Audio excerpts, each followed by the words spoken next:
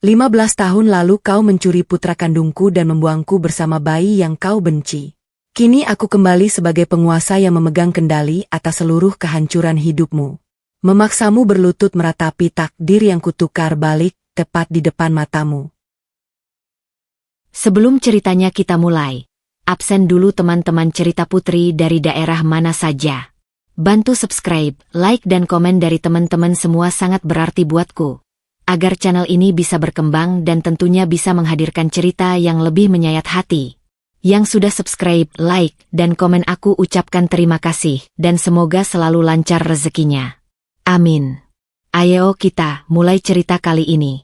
Ikuti sampai selesai ya. Udara kota ini masih terasa sama, lembab, dan membawa aroma tanah yang khas setelah hujan. Namun bagi Hasna, setiap tarikan napas di sini terasa seperti menghirup serpihan kaca. 15 tahun lalu, di bawah langit yang sama, ia diseret keluar dari rumah besar keluarga Arini dengan tuduhan paling menjijikan yang bisa diterima seorang istri. Berzina saat suaminya sedang di luar kota. Ia dibuang seperti sampah tanpa uang, tanpa pembelaan, hanya dengan seorang bayi di dekapan yang disebut Arini sebagai anak haram. Kini Hasna berdiri di depan cermin besar di dalam mobil mewah yang terparkir tepat di depan Grand Ballroom Hotel Mulia. Ia bukan lagi perempuan malang dengan rambut kusut dan baju lusuh. Hasna yang sekarang mengenakan setelan blazer berwarna biru dongker yang dipotong sempurna, mempertegas bahunya yang kini tegak dan kokoh. Tatapannya dingin, setajam mata pisau yang telah diasah bertahun-tahun oleh penderitaan. "Bunda, kita sudah sampai." Suara lembut itu memecah lamunan Hasna. Hasna menoleh. Di sampingnya duduk Bagas, putra yang ia besarkan dengan tetesan keringat dan air mata di perantauan. Bagas adalah pemuda berusia 15 tahun yang tampan, santun, dan memiliki sorot mata yang menenangkan. Bagas tidak tahu bahwa identitas aslinya adalah kunci dari badai yang akan segera Hasna lepaskan. Bagas adalah anak yang ia rawat dengan penuh kasih. Meski ia tahu secara biologis, anak ini adalah buah dari pengkhianatan suaminya dengan perempuan lain. Namun di mata Hasna, Bagas adalah benteng batinnya. "Kamu siap, sayang? Ingat, tetaplah berada di dekat Bunda. Jangan banyak bicara, cukup amati." Pesan Hasna sambil merapikan kerah kemeja Bagas.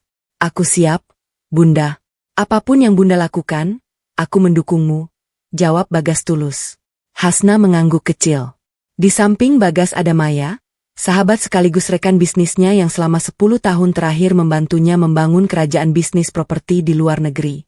Maya adalah sosok yang suportif, namun ia juga satu-satunya orang yang tahu betapa gelapnya dendam yang disimpan Hasna. "Ingat rencana kita, Hasna, jangan biarkan emosimu meledak di depan kamera. Kita di sini sebagai high investment. Kau adalah penyelamat bagi yayasan mereka yang hampir bangkrut itu." Bisik Maya memberikan penguatan. Hasna tidak menjawab. Ia hanya mengulas senyum tipis yang tidak mencapai matanya. Pintu mobil dibuka oleh ajudan. Hasna melangkah keluar diikuti Bagas dan Maya. Cahaya lampu flash kamera langsung menyambut mereka. Malam ini adalah malam penggalangan dana bagi Yayasan Kasih Arini, sebuah organisasi nirlaba yang menjadi kebanggaan mantan mertuanya. Yayasan itu sedang di ujung tanduk karena skandal korupsi internal dan mereka membutuhkan investor besar untuk mencuci nama baik serta memulihkan keuangan mereka. Saat Hasna melangkah masuk ke dalam ballroom, suasana yang tadinya bising oleh obrolan para sosialita mendadak hening. Kehadiran Hasna memancarkan aura otoritas yang tak terbantahkan. Di ujung ruangan, di atas panggung kecil, berdirilah sosok yang paling ingin Hasna hancurkan. Arini. Perempuan tua itu masih terlihat angkuh dengan kebaya sutra dan perhiasan berlian yang berlebihan. Di sampingnya berdiri Adrian, mantan suami Hasna yang tampak lebih tua dengan gurat kecemasan di wajahnya, serta Siska, perempuan yang dulu menjadi selingkuhan Adrian dan kini bertindak sebagai nyonya rumah yang sombong. Hasna berjalan perlahan. Setiap ketukan hak sepatunya di atas lantai marmer seolah menghitung mundur kehancuran mereka. Ketika jarak mereka hanya terpaut 3 meter, Arini menyepitkan mata, mencoba mengenali sosok di depannya. "Selamat malam, Ibu Arini. Maaf, saya sedikit terlambat," ucap Hasna dengan suara rendah namun bertenaga. Wajah Arini yang tadinya penuh senyum palsu untuk para tamu tiba-tiba memucat. Gelas sampanye di tangannya bergetar hebat. Ia menatap Hasna dari ujung kaki hingga ujung kepala. "Kakau? Tidak mungkin." Adrian yang berdiri di belakang ibunya hampir tersedak. matanya membulat sempurna. Hasna, ini benar-benar kau. Siska yang menyadari situasi menjadi canggung mencoba mengambil kendali. Sebagai istri sah Adrian sekarang, ia merasa memiliki wilayah yang harus dijaga. Siapa kalian? Ini acara tertutup untuk donatur utama. Satpam. Kenapa orang asing bisa masuk? Maya melangkah maju sebelum Satpam sempat mendekat. Orang asing. Saya rasa Anda salah informasi. Nyonya Siska. Perkenalkan, ini adalah Nyonya Hasna, CEO dari High Investment, investor utama yang sudah menandatangani komitmen dana hibah sebesar 50 miliar untuk yayasan ini. Jika kalian ingin kami pergi, dana itu juga akan pergi. Suasana membeku. Arini hampir saja jatuh jika Adrian tidak segera memegangi lengannya. Arini memandang Hasna dengan ketakutan yang mulai merayap di matanya. Ketakutan akan masa lalu yang ia kubur dalam-dalam kini bangkit dan berdiri di hadapannya dengan kekuatan yang lebih besar. Hasna, bagaimana bisa kau menjadi seperti ini? Suara Adrian bergetar. Ada nada penyesalan yang samar, namun lebih banyak didominasi oleh rasa tidak percaya. Hasna menatap Adrian tanpa secuil pun rasa cinta yang dulu pernah menghuni hatinya. Ia melihat pria itu sebagai sosok yang lemah, pengecut yang membiarkan istrinya diusir tanpa bukti. Dunia berputar, Adrian. Dan tampaknya dunia sedang membawa saya kembali untuk melihat bagaimana kalian mengelola berkat yang kalian curi dari saya. Mata Hasna kemudian beralih pada Arini. Ia melihat tangan wanita tua itu masih gemetar. Ibu Arini, saya dengar yayasan ini fokus pada kesejahteraan anak-anak. Sungguh mulia. Saya ingin melihat langsung bagaimana Anda mendidik anak-anak di bawah naungan Anda. Apakah sama baiknya dengan cara Anda mendidik saya dulu? Kalimat itu seperti tamparan keras di wajah Arini. Arini tahu betul apa yang ia lakukan 15 tahun lalu tentang bayi laki-laki yang ia tukar demi ambisinya memiliki pewaris laki-laki dari darah dagingnya sendiri.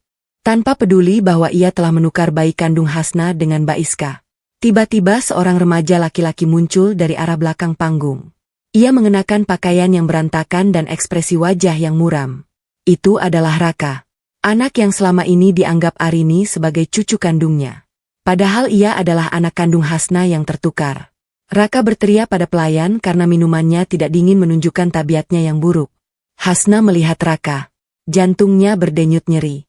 Ada tarikan batin yang tidak bisa ia jelaskan. Itulah anak yang seharusnya ia timang. Anak yang seharusnya tumbuh dengan kasih sayangnya.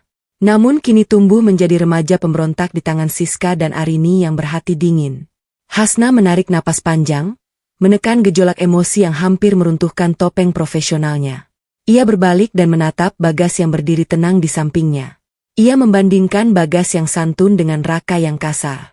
Sebuah ironi yang sangat menyakitkan. Ibu Arini. Hasna kembali bicara. Suaranya kini kembali sedingin es.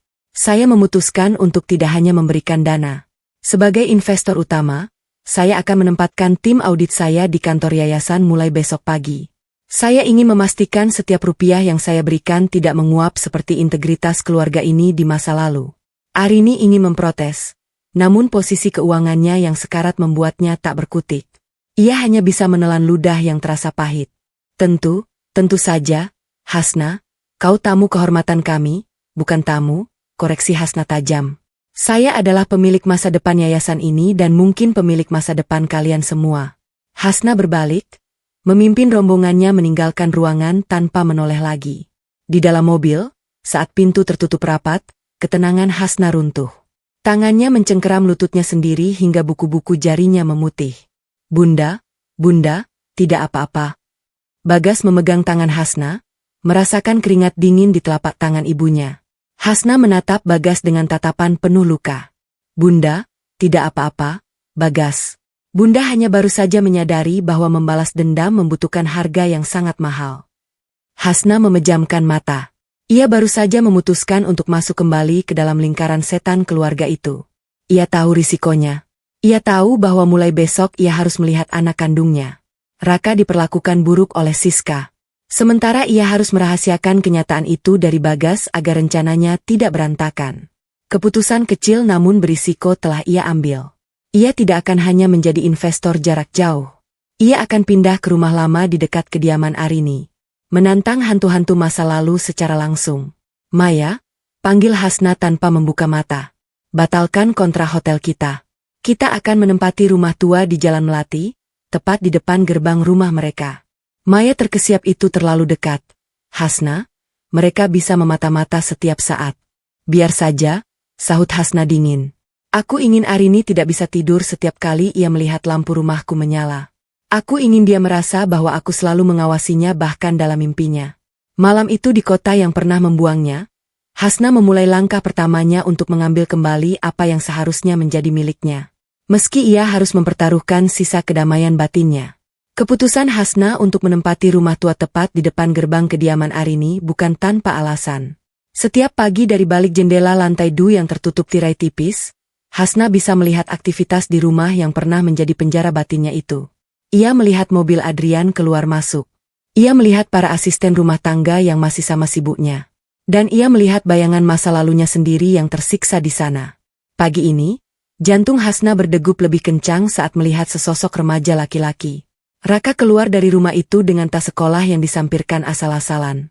Raka tampak sedang membentak seorang sopir karena mobilnya terlambat dipanaskan. Anak itu dia tumbuh dengan amarah, bisik Hasna pada dirinya sendiri. Tangannya menyentuh kaca jendela yang dingin. Perasaan bersalah menyerang batinnya. Jika saja 15 tahun lalu ia tidak difitnah dan diusir, mungkinkah Raka tumbuh menjadi pemuda yang lebih tenang seperti Bagas? Bunda, sarapan sudah siap. Suara Bagas terdengar dari balik pintu. Hasna segera menarik tangannya dari kaca dan berbalik, memaksakan senyum yang paling tenang. Iya, sayang. Bunda segera turun. Di ruang makan, Bagas sudah menata nasi goreng dengan rapi. Maya duduk di sana sambil sibuk dengan tabletnya. Suasana rumah ini terasa hangat, sangat kontras dengan hawa dingin yang terpancar dari rumah di seberang jalan. Namun, ketenangan itu terusik saat Maya mendongak dengan ekspresi serius. Hasna, Siska mulai bergerak, ujar Maya tanpa basa-basi. Dia mengundang beberapa istri pejabat dan pengurus yayasan untuk acara minum teh pagi ini di clubhouse perumahan. Pesan yang tersebar secara tersirat menyebutkan dia akan melakukan klarifikasi tentang siapa sebenarnya donatur baru yayasan mereka. Hasna menyesap tehnya perlahan. Ia tahu klarifikasi adalah bahasa halus untuk pembunuhan karakter. Dia merasa terancam. Siska tidak pernah memiliki apapun yang murni miliknya sendiri. Posisi yang dia tempati sekarang adalah hasil curian, jadi dia takut pencuri lain akan datang mengambilnya. Kau akan datang? Tanya Maya ragu. Ini bisa menjadi jebakan emosional. Aku harus datang, Maya. Jika aku bersembunyi, tuduhan masa lalu itu akan tetap menjadi kebenaran di mata mereka. Aku harus menunjukkan bahwa lumpur yang mereka lemparkan tidak pernah benar-benar menempel padaku, jawab Hasna dengan nada yang tak terbantahkan. Klub Huse perumahan mewah itu dipenuhi oleh wanita-wanita berpakaian glamor yang aroma parfumnya memenuhi ruangan. Saat Hasna melangkah masuk bersama Maya, suasana mendadak senyap. Siska yang berdiri di tengah lingkaran para sosial itu segera memasang wajah prihatin yang dibuat-buat. Oh, lihat siapa yang datang. Suara Siska melengking, cukup keras untuk didengar semua orang. Ia berjalan mendekati Hasna dengan langkah yang dipaksakan anggun. Selamat datang, Hasna. Atau haruskah aku memanggilmu, Nyonya Investor? Kami sedang membicarakan betapa beruntungnya yayasan kami mendapatkan bantuan meskipun kami semua tahu sejarahmu di kota ini. Hasna tetap berdiri tegak. Wajahnya datar. Sejarah adalah perspektif Siska dan perspektif biasanya tergantung pada siapa yang memegang kendali atas narasi tersebut. Siska tertawa hambar, matanya berkilat penuh kebencian. Narasi Hasna. Semua orang di sini masih ingat bagaimana kau diusir oleh Ibu Arini karena kedapatan membawa pria lain ke dalam rumah saat Adrian tidak ada. Bukankah memalukan kembali ke sini dengan uang yang entah dari mana asalnya setelah melakukan perzinaan itu? Beberapa wanita di sekitar mereka mulai berbisik-bisik. Hasna bisa merasakan luka lama itu menganga kembali. Rasa malu hancur dan putus asa malam itu kembali menghantam batinnya. Ia ingat betapa ia bersujud di kaki Adrian, memohon agar suaminya percaya bahwa pria yang ada di kamarnya malam itu adalah jebakan. Namun Adrian hanya menatapnya dengan jijik. Namun Hasna bukan lagi perempuan lemah itu.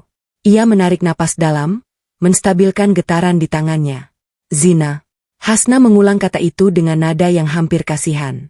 Lucu sekali mendengar kata itu keluar dari mulut wanita yang selama bertahun-tahun menjadi selingkuhan suamiku saat aku masih sah menjadi istrinya. Jika kita ingin bicara tentang moral, Siska, mari kita mulai dari bagaimana kau masuk rumah itu bahkan sebelum tempat tidurku dingin. Wajah Siska memerah padam. Kau hanya mencoba mengalihkan pembicaraan. Semua orang tahu kau diusir karena kotor. Hasna melangkah satu langkah lebih dekat, membuat Siska refleks mundur. Dengar baik-baik. Aku diusir karena sebuah kebohongan yang dirancang dengan sangat amatir. Dan hari ini aku kembali bukan untuk meminta maaf atas sesuatu yang tidak pernah kulakukan. Aku di sini untuk mengaudit yayasan yang kalian kelola dengan cara yang sama, amatirnya dengan cara kalian memfitnahku. Hasna mengeluarkan sebuah map kecil dari tasnya dan meletakkannya di meja tengah tepat di depan gelas teh Siska. Ini adalah laporan awal dari tim auditku yang bekerja semalaman.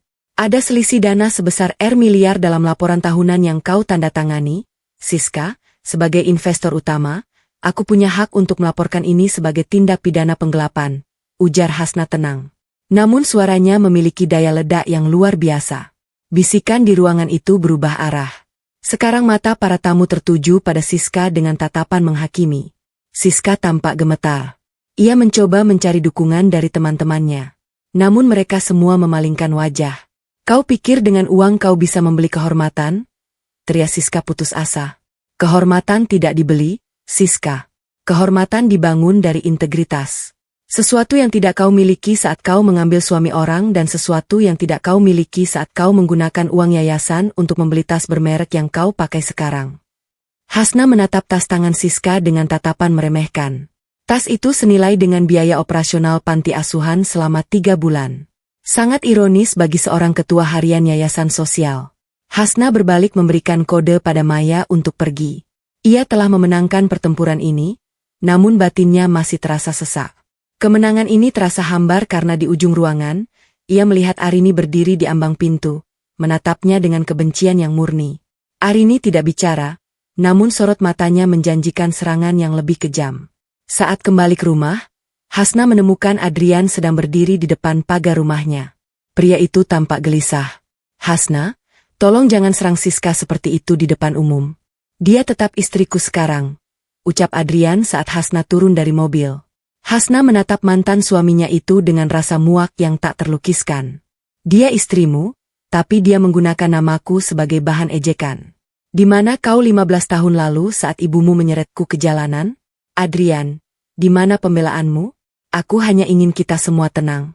Ibu sudah tua, dia tidak akan kuat menghadapi skandal ini. Bela Adrian dengan suara lemah. Ibumu tidak kuat menghadapi skandal, tapi dia sangat kuat saat menghancurkan hidupku. Hasna tertawa pahit. Pergilah, Adrian, jika kau ingin menyelamatkan istrimu, ajari dia cara tutup mulut. Karena jika dia menyebut kata zina, sekali lagi aku pastikan dia akan tidur di balik jeruji besi atas kasus penggelapan dana. Adrian tertunduk dan pergi dengan langkah gontai. Namun, tekanan batin baru justru muncul saat Hasna masuk ke dalam rumah. Ia menemukan Bagas sedang berdiri di ruang tamu, memegang sebuah foto lama yang terjatuh dari kotak penyimpanan Hasna. Foto Hasna saat masih hamil. Bunda, suara Bagas terdengar bergetar. Kenapa di foto ini Bunda tampak sangat sedih? Dan siapa pria di samping Bunda ini? Kenapa wajahnya mirip dengan pria yang tadi bicara dengan Bunda di depan pagar? Hasna terpaku. Ia belum siap menjelaskan kepada Bagas tentang siapa ayahnya, apalagi tentang kenyataan bahwa Bagas bukan anak kandungnya. Namun, melihat rasa ingin tahu di mata Bagas, Hasna menyadari bahwa ia baru saja membuka kotak Pandora yang berbahaya. Itu hanya masa lalu yang sudah mati. Bagas, jawab Hasna pendek, mencoba mengambil foto itu. Tapi masa lalu itu sepertinya ingin hidup kembali. Bunda, sahut Bagas tajam. Hasna menyadari dengan tinggal tepat di depan rumah Arini, ia bukan hanya mengancam musuhnya, tapi juga mempertaruhkan satu-satunya hal yang ia cintai, kepercayaan Bagas.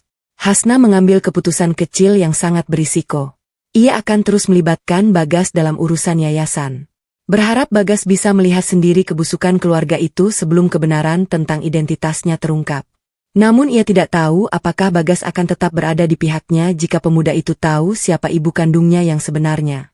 Pertanyaan Bagas semalam tentang pria di foto itu, Adrian masih menggantung di udara seperti kabut tebal yang enggan beranjak. Hasna melewatkan malam dengan mata terbuka menatap langit-langit kamar sambil meraba perutnya yang kini rata. Di sana 15 tahun lalu, ada kehidupan yang ia jaga dengan segenap nyawa. Namun akhirnya direnggut paksa oleh tangan-tangan yang ia anggap keluarga. Ironi terbesar dalam hidupnya adalah pemuda yang baru saja memberikan secangkir susu hangat ke mejanya saat ini. Bagas bukanlah janin yang dulu ia elus di dalam rahim itu. Bunda masih kurang tidur. Bagas berdiri di ambang pintu ruang kerja Hasna. Tatapannya penuh kekhawatiran yang tulus. Kalau Bunda lelah karena urusan yayasan itu, biar aku yang bantu rapikan berkas-berkasnya. Bunda, istirahatlah sebentar. Hasna memandang Bagas. Wajah anak itu begitu jernih, mencerminkan didikan Hasna yang mengedepankan empati dan disiplin. Padahal secara biologis, Bagas adalah putra Siska, perempuan yang menghancurkan rumah tangganya. Hasna sering bertanya-tanya pada Tuhan, apakah ini sebuah berkah atau kutukan? Ia membesarkan anak musuhnya menjadi manusia luar biasa. Sementara ia tidak tahu nasib anak kandungnya sendiri di tangan orang-orang kejam itu. Bunda, baik-baik saja, Bagas. Hanya banyak yang harus dipikirkan, jawab Hasna sambil menutup map laporan audit. Hari ini Bunda harus ke kantor Yayasan Kasih Arini. Kamu ikut ya, Bunda. Ingin kamu mulai belajar bagaimana menghadapi orang-orang yang hanya manis di permukaan. Bagas mengangguk patuh. Tentu Bunda, aku akan bersiap. Hasna mengambil tasnya, menguatkan hati. Hari ini bukan hanya soal audit finansial. Hari ini adalah tentang mencari potongan jiwanya yang hilang. Kantor pusat Yayasan Kasih Arini tampak megah dengan pilar-pilar putih besar. Namun bagi Hasna, gedung itu terasa seperti makam yang dikapur putih. Di lobi, Hasna disambut oleh tatapan tidak senang dari para staf yang jelas-jelas sudah dipengaruhi oleh Siska. Tak jauh dari meja resepsionis, keributan pecah. Seorang remaja laki-laki sedang membentak seorang wanita tua, salah satu pengurus panti yang tampak gemetar. Aku bilang, aku tidak mau makan nasi kotak bodoh ini. Aku mau steak. Kenapa kau tulis sekali? Hah? Teriak remaja itu. Ia kemudian menendang tumpukan kardus nasi, hingga isinya berhamburan ke lantai marmer yang bersih. Hasna terpaku. Remaja itu adalah Raka. Anak laki-laki yang ia lihat sekilas di acara malam itu. Dari jarak sedekat ini, Hasna bisa melihat dengan jelas garis rahangnya yang mirip dengan ayahnya. Namun sorot matanya yang liar dan penuh kebencian adalah hasil didikan Arini dan Siska yang salah arah. Raka, jaga bicaramu. Siska muncul dari balik lorong, namun bukannya memarahi anaknya dengan tegas, ia justru mendekat dengan nada memanjakan yang memuakkan. Kalau kamu tidak suka, ya sudah nanti mama pesankan dari restorannya. Jangan teriak-teriak, sayang nanti tenggorokanmu sakit. Mama lama sekali. Aku benci tempat ini. Isinya cuma orang-orang miskin dan bau. Raka mendengus lalu dengan sengaja menginjak nasi yang tumpah itu sebelum melangkah pergi. Hati Hasna seperti diremas oleh tangan raksasa. Itu anakku. Batinnya menjerit. Darah dagingku yang dulu aku doakan setiap malam agar menjadi imam yang baik, sekarang tumbuh menjadi monster kecil yang tak punya adab. Raka melewati Hasna tanpa sedikit pun rasa hormat. Saat bau mereka bersenggolan, Raka justru melotot. Minggir, jangan menghalangi jalan. Bagas yang berdiri di samping Hasna segera menahan bau Raka dengan sopan namun tegas. Hei, bicaralah yang sopan pada ibuku. Kamu hampir menabraknya. Raka menoleh, menatap Bagas dari atas ke bawah dengan tatapan merendahkan. Siapa kau? Berani-beraninya mengaturku di gedung milik nenekku. Pergi sana, anak pungut. Bagas nyaris membalas, namun tangan Hasna mencengkeram lengan Bagas, melarangnya bergerak. Hasna menatap mata Raka dalam-dalam. Di balik keangkuhan itu, Hasna melihat kekosongan. Raka tidak tumbuh dengan kasih sayang, melainkan dengan pemuasan ego yang tak terbatas. Siska yang melihat interaksi itu segera menghampiri. Oh, Hasna, maaf ya, anakku Raka memang sedikit ekspresif. Dia calon pewaris tunggal keluarga ini, jadi wajar kalau dia punya standar yang tinggi. Hasna mengatur napasnya yang memburu. Standar tinggi tidak sama dengan kurang ajar, Siska. Jika kau menyebut perilaku tadi sebagai ekspresif, maka kau tidak hanya gagal sebagai pengurus yayasan tapi kau gagal total sebagai seorang ibu. Wajah Siska menegang. Kau tidak berhak bicara soal cara mendidik anak. Kau sendiri siapa pemuda ini? Hasil hubungan gelapmu setelah diusir dulu. Siska menunjuk Bagas dengan jarinya yang memakai kutek merah menyala. Bagas tampak tersinggung, namun ia tetap tenang demi menjaga wibawa Hasna. Hasna tersenyum tipis. Sebuah senyum yang mengandung racun. Namanya Bagas. Dia putra yang sangat membanggakan. Dia juara Olimpiade Matematika Internasional, mahir 3 bahasa, Dan yang paling penting, dia tahu cara menghormati manusia lain. Sesuatu yang tampaknya tidak pernah bisa kau ajarkan pada Raka meskipun kau punya gunung emas sekalipun. Hasna kemudian berpaling dari Siska dan menatap Raka yang masih berdiri tak jauh dari sana. Raka, ingat wajah saya. Suatu hari nanti kau akan menyadari bahwa dunia tidak berputar hanya untuk memuaskan keinginanmu. Dan saat hari itu tiba, orang yang paling kau benci mungkin adalah satu-satunya orang yang bisa menyelamatkanmu. Raka hanya mendecih dan pergi keluar gedung. Hasna memejamkan mata sesaat. Rasa sakitnya begitu nyata.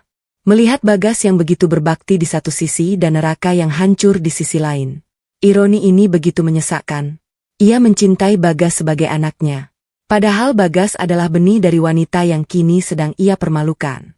Sebaliknya, ia sangat ingin memeluk Raka sebagai anak kandungnya. Namun, Raka justru menatapnya dengan jijik. Sore harinya, Hasna berada di ruang audit yayasan. Ia sengaja meminta semua berkas asli dikumpulkan di sana.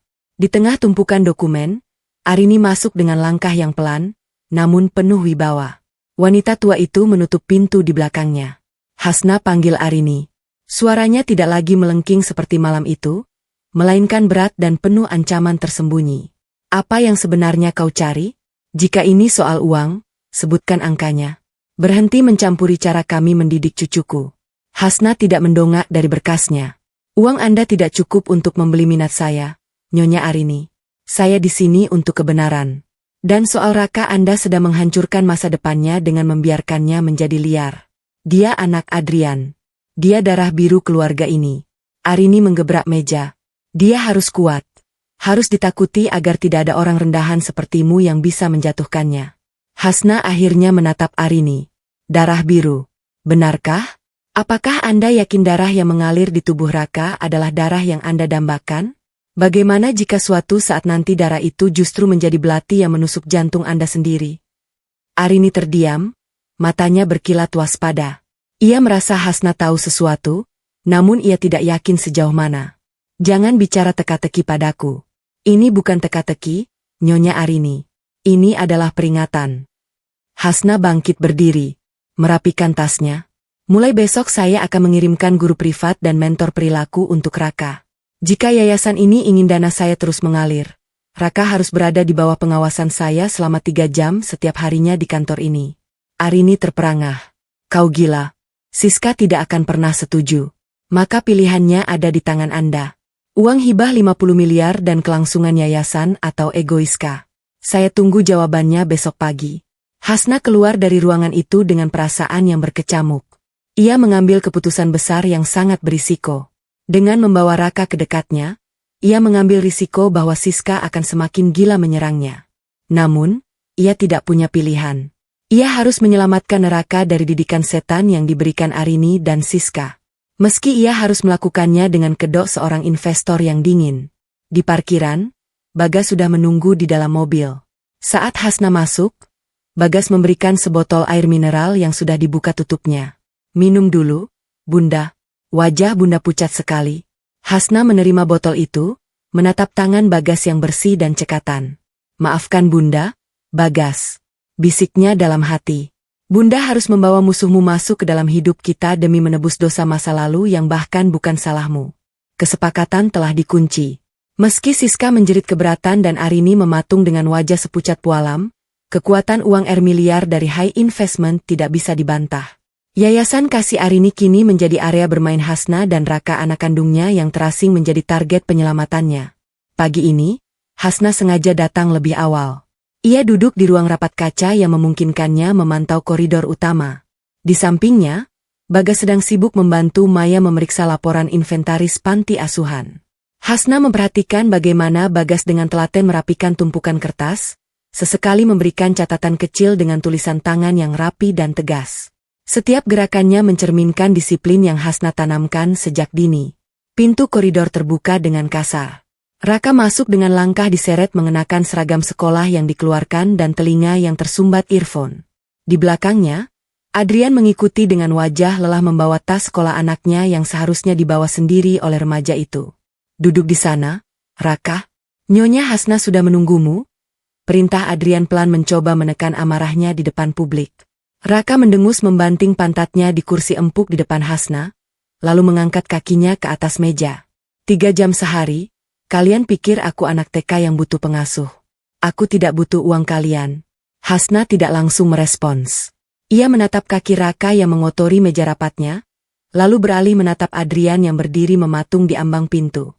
Adrian, apakah ini cara keluarga terhormatmu mendidik calon pewaris? Di kantor saya, bahkan seorang direktur pun tidak akan berani mengangkat kaki di meja rapat. Adrian mendekat, wajahnya memerah karena malu. Raka, turunkan kakimu sekarang. Raka tertawa mengejek, namun perlahan menurunkan kakinya karena tatapan Hasna yang begitu dingin dan menusuk. Seolah-olah wanita itu bisa melihat langsung ke dalam busuknya hati Raka. Bagas, panggil Hasna tenang. Bagas segera berdiri dari mejanya di sudut ruangan dan menghampiri. Iya, Bunda. Tolong tunjukkan pada Raka berkas yang harus dia pelajari tentang etika dasar dan sejarah yayasan ini. Pastikan dia tidak menyentuh ponselnya selama sesi ini berlangsung, ucap Hasna.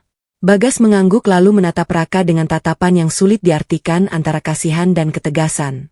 Mari kita mulai, Raka. Lebih cepat kau belajar. Lebih cepat kau bisa pergi.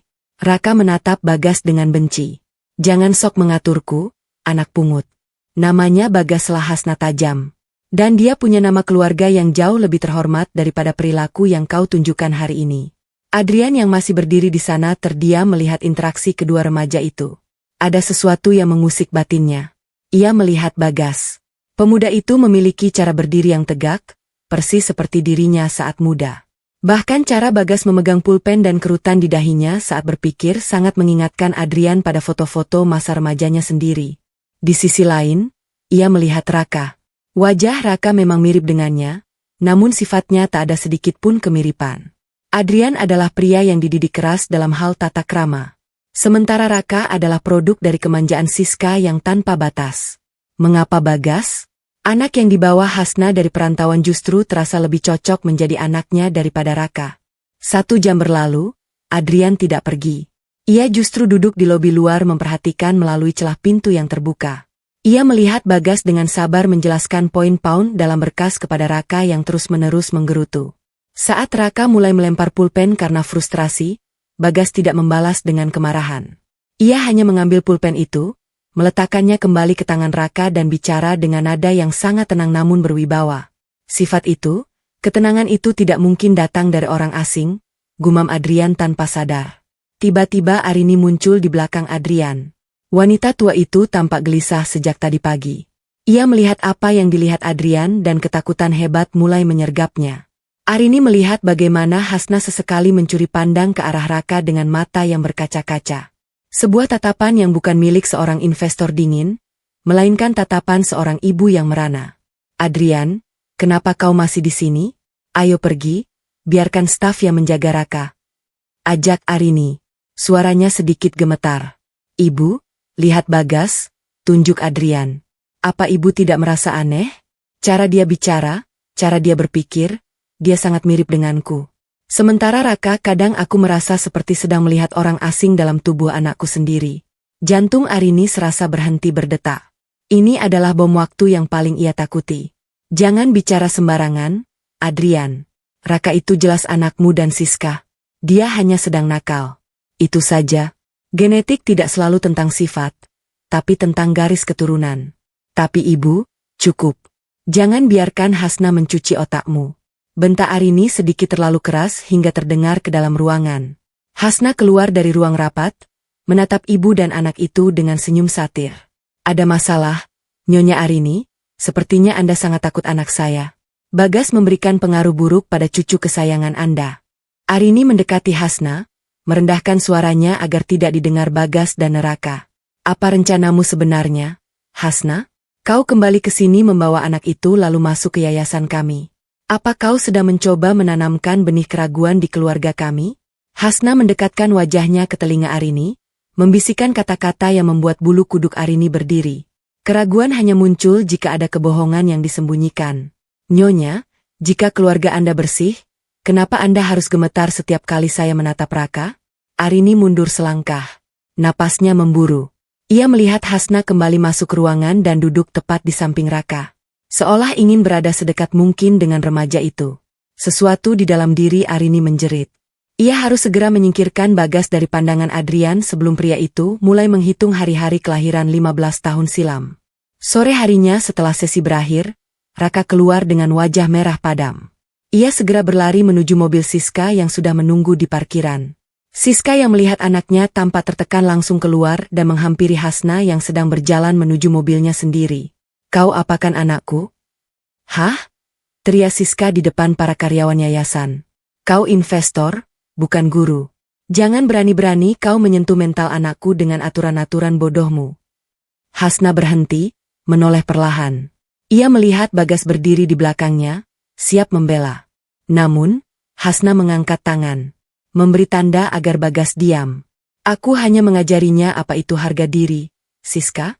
Sesuatu yang gagal kau berikan karena kau terlalu sibuk mengajari cara menjadi parasit." Balas Hasna tenang. "Kau pikir kau hebat karena punya uang? Kau tetaplah wanita pezina yang diusir dari sini. Jangan pikir dengan membawa anak laki-laki ini, kau bisa menarik perhatian Adrian lagi." Siska menunjuk Bagas dengan penuh kebencian. Bagas melangkah maju. Suaranya tetap sopan, namun mengandung ancaman. "Nyonya, tolong jaga bicara Anda tentang bunda saya. Jika Anda bicara sekali lagi, saya sendiri yang akan memastikan laporan penggelapan dana Anda sampai ke meja kepolisian hari ini juga." Siska bungkam seketika. Ia menatap Bagas dengan rasa takut yang bercampur dengan rasa tak asing. Ia melihat matanya sendiri di dalam mata Bagas, mata yang tajam dan tak mau mengalah. Namun, ia segera menepis pikiran itu. Tidak mungkin. Bayinya laki-laki dan Raka adalah laki-laki. Semuanya sudah sesuai rencana Arini. Hasna masuk ke dalam mobil, namun batinnya bergejolak hebat. Melihat Raka yang begitu benci padanya adalah siksaan yang lebih berat daripada kemiskinan yang ia lalui dulu. Namun, ia menyadari sesuatu dari reaksi Adrian dan Arini hari ini. Rahasia itu mulai retak. "Bunda," panggil Bagas saat mobil mulai melaju. "Kenapa nyonya tua itu terus menatapku seolah-olah aku adalah hantu?" Hasna menggenggam erat tasnya. "Karena bagi mereka kehadiranmu adalah pengingat akan dosa yang mereka pikir sudah terkubur." "Bagas, apa hubungannya denganku, Bunda?" tanya Bagas lagi, mulai merasa ada yang disembunyikan darinya. Hasna terdiam cukup lama. Ia tahu tinggal di sini akan membuat Bagas semakin curiga. Namun, ia harus mengambil satu langkah berani lagi untuk memancing Arini melakukan kesalahan. "Bagas, mulai besok Bunda ingin kau pindah sekolah ke sekolah yang sama dengan Raka." Ucap Hasna tiba-tiba Maya yang menyetir di depan tersentak. "Hasna, itu terlalu berbahaya. Siska bisa mencelakainya di sana. Justru di sanalah medan perang yang sebenarnya," sahut Hasna dingin. "Aku ingin Bagas berada di lingkaran terdalam mereka. Aku ingin Adrian melihat Bagas setiap hari membandingkan setiap tarikan napasnya dengan Raka hingga pria itu tidak punya pilihan selain mencari tahu kebenaran sendiri." Keputusan itu adalah perjudian terbesar Hasna. Ia menempatkan Bagas, satu-satunya hal berharga yang ia miliki tepat di mulut serigala. Tekanan batinnya memuncak antara keinginan melindungi Bagas dan dorongan untuk mengungkap kebenaran bagi Raka. Hasna tahu setelah malam ini hidup Bagas tidak akan pernah tenang lagi. Rasa tidak tenang menyelimuti Hasna sejak ia mendaftarkan Bagas ke sekolah elit yang sama dengan Raka. Setiap kali ia melepas Bagas pergi di pagi hari, Hasna merasa seperti melemparkan permata ke dalam lumpur. Namun di atas segalanya ada satu kepingan ingatan yang terus menghantuinya. Malam badai 15 tahun lalu di rumah sakit bersalin kasih ibu. Malam di mana Arini mengumumkan bahwa bayi Hasna telah lahir. Namun di saat yang sama ia dituduh berzina dan bayinya disebut sebagai noda. Hasna butuh saksi. Seseorang yang tidak terikat oleh sumpah setia pada uang Arini. "Maya, apakah kau sudah mendapatkan alamatnya?" tanya Hasna sambil menatap rintik hujan dari kaca mobil. Maya yang sedang menyetir mengangguk pelan. Wajahnya menunjukkan keprihatinan. Di pinggiran kota Hasna, daerah kumuh di dekat rel kereta. Hidupnya hancur setelah dipecat oleh Arini 10 tahun lalu. Sepertinya dia sengaja dibuang agar tidak bisa bicara. Mobil mewah itu akhirnya berhenti di depan sebuah gang sempit yang becek. Hasna turun mengabaikan cipratan air kotor yang mengenai sepatu mahalnya. Di ujung gang, di sebuah gubuk kayu yang nyaris roboh, duduklah seorang pria tua dengan rambut yang sudah memutih seluruhnya. Pria itu adalah Pak Broto, mantan sopir pribadi keluarga Arini yang dulu sering mengantar Hasna kontrol kehamilan. Hasna mendekat, hatinya berdenyut melihat kondisi pria yang dulu selalu bersikap ramah padanya. Pak Broto, pria tua itu mendongak. Matanya yang kabur mencoba fokus pada sosok wanita cantik di depannya. Saat ia mengenali wajah itu, Pak Broto tersentak hingga hampir terjatuh dari kursi kayunya. Tubuhnya bergetar hebat. Nyonya, Nyonya Hasna. Suaranya para penuh dengan rasa takut yang mendarah daging. Pergi, Nyonya, pergi. Saya tidak tahu apa-apa. Jangan sakiti saya lagi. Hasna segera berjongkok di depan pria tua itu, tidak peduli pada debu di lantai. Pak Broto, tenang. Saya bukan kiriman Nyonya Arini. Saya Hasna. Saya kembali bukan untuk menyakiti Bapak. Saya butuh bantuan Bapak. Mendengar nama Arini disebut, Pak Broto justru semakin meringkuk. Ia menutupi wajahnya dengan tangan yang kasar dan keriput. Nyonya Arini, dia bilang kalau saya bicara, dia akan menghancurkan keluarga saya. Saya sudah diam selama 15 tahun, Nyonya. Saya sudah kehilangan segalanya. Bapak kehilangan pekerjaan, tapi saya kehilangan anak saya. Suara Hasna meninggi, penuh dengan kepedihan yang selama ini ia tekan. Bapak ada di sana malam itu. Bapak yang mengantar saya ke rumah sakit saat ketuban saya pecah. Tolong, Pak, apa yang sebenarnya terjadi saat saya pingsan setelah melahirkan? Pak Broto menurunkan tangannya perlahan. Ia menatap Hasna dengan tatapan yang sangat bersalah. Air mata mulai mengalir di pipinya yang cekung. Malam itu hujan sangat deras. Nyonya Siska juga ada di sana. Dia melahirkan di ruang sebelah prematur. Hasna menahan napas. Jantungnya berdegup kencang hingga telinganya berdenging. Siska. Dia melahirkan di malam yang sama. Nyonya Arini sangat marah saat tahu Nyonya Siska. Bayi itu laki-laki tapi lemah. Bisik Pak Broto. Suaranya nyaris hilang ditelan suara kereta api yang melintas. Sedangkan bayi Nyonya Hasna, dia lahir sehat. Laki-laki juga. Nyonya Arini tidak mau cucu dari darah biru. Keluarganya lahir dari rahim Nyonya Siska yang hanya seorang selingkuhan. Tapi dia juga benci Nyonya Hasna. Dia memerintahkan saya menjaga pintu belakang. Katakan, Pak, apa yang dilakukan Nyonya Arini? Desak Hasna, air matanya kini ikut tumpah. Dia menukar gelangnya. Dia menyuruh perawat bayaran untuk menukar bayi Nyonya dengan bayi Siska. Lalu dia menciptakan skenario zina itu agar Nyonya terusir dan tidak pernah bisa menuntut bayi laki-laki yang sehat itu. Dia mau Raka, anak kandung Nyonya menjadi miliknya sepenuhnya tanpa ada Nyonya di sisinya. Dunia seolah runtuh menimpa Hasna. Kebenaran itu lebih kejam dari yang ia bayangkan. Ia dibuang bukan hanya karena benci, tapi karena ia adalah pabrik bayi laki-laki yang sempurna bagi Arini. Sementara identitasnya harus dihapuskan agar Arini bisa memiliki kontrol total. Lalu Bagas? Tanya Hasna dengan suara bergetar. Bagas adalah anak yang ditinggalkan Siska karena dianggap cacat dan lemah saat itu. Nyonya Arini membuang bayi itu ke panti asuhan kecil di pinggiran. Tapi entah bagaimana, Nyonya menemukannya kembali. Pak Broto terisak. Maafkan saya, Nyonya. Saya takut. Nyonya Arini punya orang di mana-mana. Tiba-tiba sebuah mobil hitam berhenti di ujung gang. Pak Broto yang melihat mobil itu langsung membelalak ketakutan. Ia berdiri dengan terburu-buru dan masuk ke dalam gubuknya, mengunci pintu dari dalam. Pergi, Nyonya. Mereka datang. Jangan kembali lagi, teriak Pak Broto dari dalam. Hasna berdiri menghapus air matanya dengan kasar. Ia melihat dua pria berbadan tegap turun dari mobil hitam itu, jelas merupakan orang-orang suruhan Arini yang memantau setiap pergerakannya. Maya segera menarik lengan Hasna. Hasna, kita harus pergi sekarang. Situasinya tidak aman.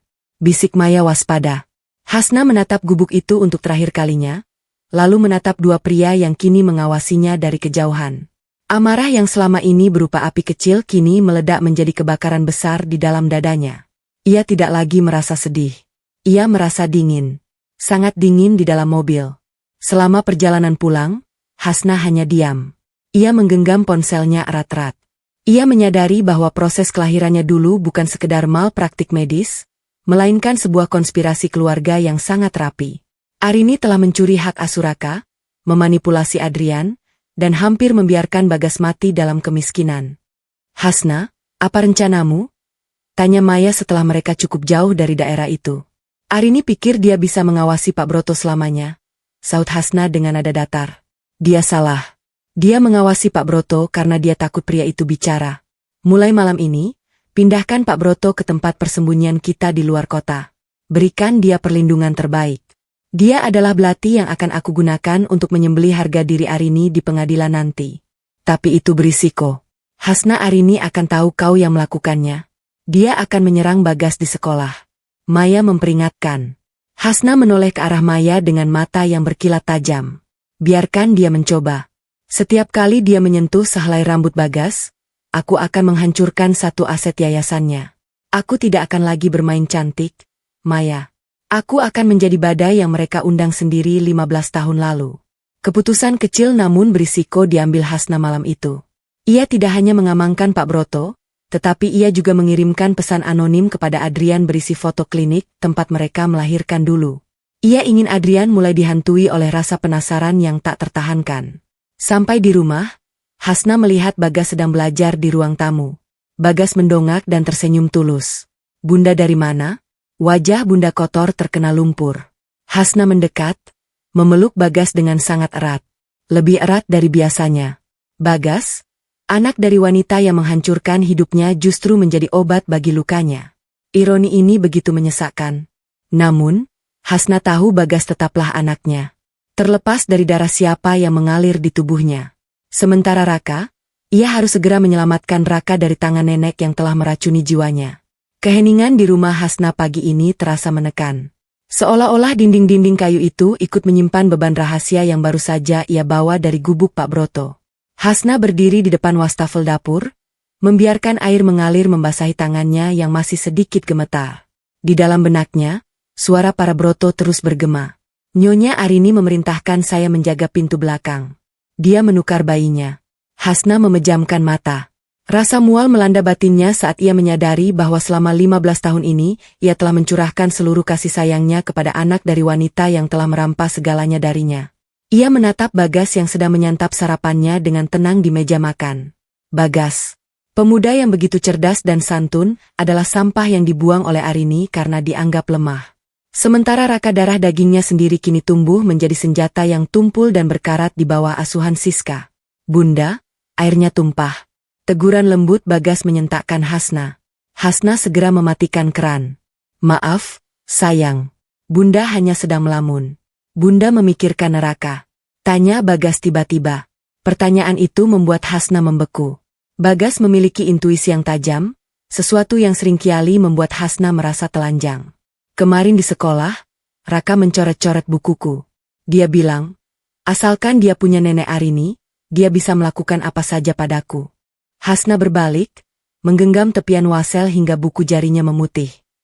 Apa yang kamu lakukan, Bagas? Aku hanya memungut bukuku dan bilang padanya bahwa perlindungan neneknya tidak akan berlaku selamanya. Jawab Bagas tenang. Tapi Bunda Raka terlihat sangat kesepian. Di balik semua teriakannya, dia seperti orang yang sedang minta tolong. Kalimat Bagas menghujam jantung Hasna. Minta tolong? Tentu saja. Raka terjebak dalam sangkar emas yang dibangun dari kebohongan. Hasna merasakan dorongan impulsif untuk pergi ke sana. Memeluk Raka dan mengatakan bahwa dia adalah ibunya. Namun, akal sehatnya menahan langkah itu. Jika ia bergerak tanpa bukti yang tak terbantahkan, Arini akan dengan mudah menghancurkannya kembali. Sementara itu, di kediaman besar keluarga Arini, suasana jauh dari kata tenang. Arini mondar-mandir di ruang kerjanya setelah mendapat laporan bahwa Pak Broto telah menghilang dari gubuknya. Ia tahu betul siapa yang bertanggung jawab. Siska masuk, teriak Arini. Siska masuk dengan wajah cemas. Sejak kehadiran Hasna, posisinya di rumah itu semakin terjepit. Adrian mulai sering mengabaikannya dan Arini semakin sering membentaknya. Hasna sudah menemukan Pak Broto. Kita tidak punya banyak waktu, ucap Arini dengan suara rendah yang mengancam. Jika Adrian sampai tahu apa yang kita lakukan malam itu, kita berdua akan berakhir di jalanan. Kau tahu apa yang harus kau lakukan? Tapi ibu, apa yang bisa aku lakukan? Hasna sekarang punya uang. Dia punya kuasa. Keluh Siska. Arini mendekat, mencengkeram bahu Siska dengan kuku-kukunya yang tajam. Gunakan neraka. Hasna punya kelemahan pada anak itu. Aku melihat caranya menatap Raka. Itu bukan tatapan orang asing. Buat skenario agar Hasna terlihat seperti penjahat di depan Adrian. Buat dia seolah-olah ingin menculik Raka atau mencelakainya. Jauhkan Raka dari wanita itu dengan cara apapun. Siska mengangguk cepat.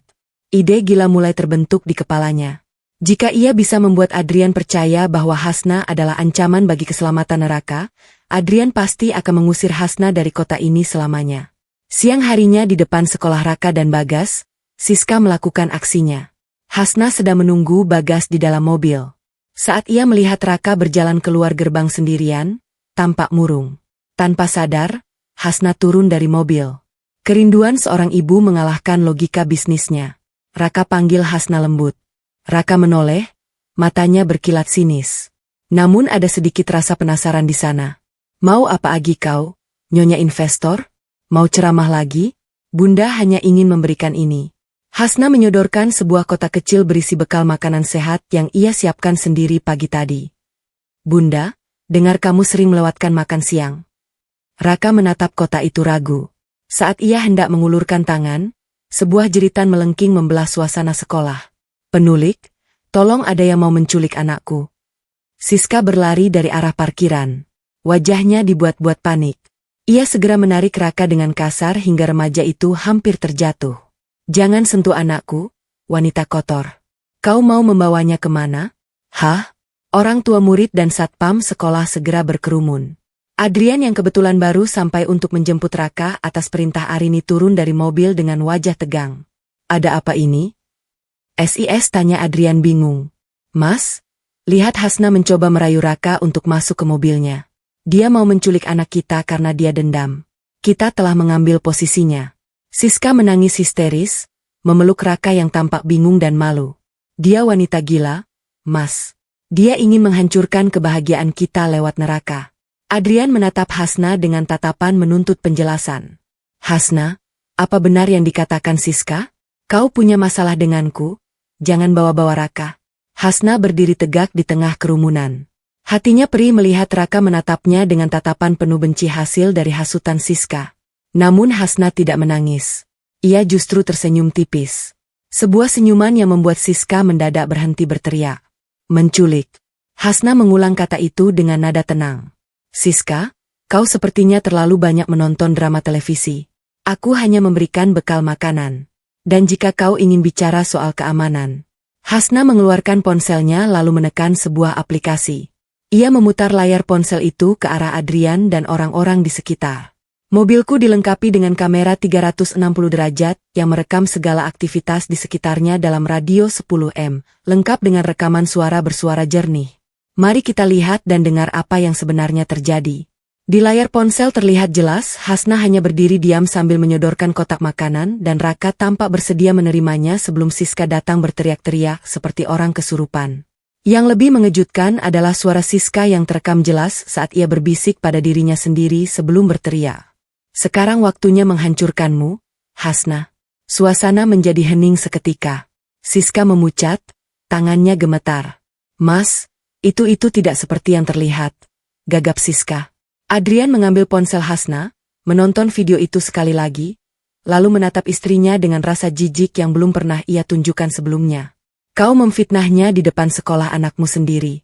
Kau mempermalukan Raka hanya demi egomu, Siska. Aku hanya takut. Mas, aku takut dia mengambil Raka dariku. Siska mencoba membela diri, namun Adrian sudah tidak mau mendengar. Cukup bawa Raka masuk ke mobil sekarang. Bentak Adrian. Raka menepis tangan Siska dengan kasar. Ia menatap ibunya, wanita yang selama ini ia puja dengan tatapan kecewa yang sangat dalam. Kemudian ia menatap Hasna sebentar. Ada kilatan emosi yang sulit dijelaskan di mata remaja itu sebelum akhirnya masuk ke mobil dengan membanting pintu. Adrian berdiri di depan Hasna menunduk malu. Hasna, aku maafkan atas perilaku Siska. Dia memang sedikit emosional akhir-akhir ini. Emosional bukan berarti boleh jahat. Adrian, sahut Hasna dingin. Kau harus mulai bertanya-tanya jika dia bisa memfitnahku semudah itu hari ini. Fitnah apalagi yang dia bisikkan di telingamu 15 tahun yang lalu? Adrian terdiam. Kata-kata Hasna menghantam nuraninya yang mulai terbangun. Hasna berbalik dan masuk ke mobilnya tepat saat Bagas datang. Di dalam mobil, Hasna menyandarkan kepalanya di setir. Kemenangan kecil ini tidak membuatnya merasa lebih baik. Ia justru merasa semakin berdosa pada Raka karena membiarkan anak itu melihat kekacauan ini. Bunda melakukan hal yang benar. Bisik Bagas sambil menggenggam tangan Hasna. Benarkah Bagas? Bunda merasa sedang merobek-robek hidup mereka, tapi Raka juga ikut terluka di dalamnya. Ucap Hasna lirih. Hasna menatap ke arah rumah Arini saat mereka melintas. Ia tahu setelah ini Arini akan melakukan serangan yang lebih brutal. Namun sebuah keputusan kecil yang berisiko lahir di benak Hasna, ia harus segera menghubungi pengacara rahasianya. Ia tidak bisa menunggu Pak Broto bicara di pengadilan nanti. Ia harus mulai memancing Siska agar melakukan kesalahan finansial yang lebih besar lagi. Maya, panggil Hasna melalui speaker Pone. Hubungi broker tanah. Katakan pada mereka kita tertarik membeli aset yayasan yang dijaminkan Siska di Ban Permata. Aku ingin menarik tanah panti asuhan itu dari tangan mereka minggu depan. Hasna tahu dengan mengambil tanah panti asuhan, ia akan membuat ratusan anak yatim piatu terancam dan itu akan menjadi skandal besar bagi Arini. Tapi ini adalah satu-satunya cara untuk memaksa Arini bertekuk lutut dan mengakui siapa Raka sebenarnya. Tekanan batin Hasna memuncak. Apakah ia bersedia menjadi jahat demi mengembalikan kebenaran? Dampak dari insiden di depan sekolah tempo hari meninggalkan lubang besar dalam topeng kesempurnaan keluarga Adrian. Hasna duduk di balkon rumahnya, menyesap teh pahit sembari menatap gerbang rumah di seberang jalan. Ia bisa mendengar samar-samar suara teriakan dari dalam sana. Bukan hal baru. Sejak rahasia manipulasi Siska terbongkar di depan publik, rumah besar itu tak ubahnya medan perang. Hasna meletakkan cangkirnya. Hatinya tidak merasa tenang. Meski rencananya berjalan mulus, setiap kali ia mendengar Siska membentak Raka dari kejauhan, ada bagian dari jiwanya yang ikut tercabik. Ia sedang menghancurkan Siska, ya, tapi ia juga sedang membuat Raka. Darah dagingnya sendiri berada di epicentrum badai. Bunda, suara mereka keras sekali sampai ke kamar. Ujar Bagas yang tiba-tiba muncul dan berdiri di samping Hasna. Pemuda itu membawa buku catatannya, namun wajahnya tampak terganggu. Kenapa Nyonya Siska selalu marah pada Raka? Bukankah Raka itu anaknya? Hasna menelan ludah yang terasa getir. Terkadang Bagas, orang yang merasa terpojok akan menggigit siapapun yang paling dekat dengannya, bahkan anaknya sendiri. Aku kasihan pada Raka. Bisik Bagas pelan. Tadi di sekolah dia hanya diam di pojokan kelas.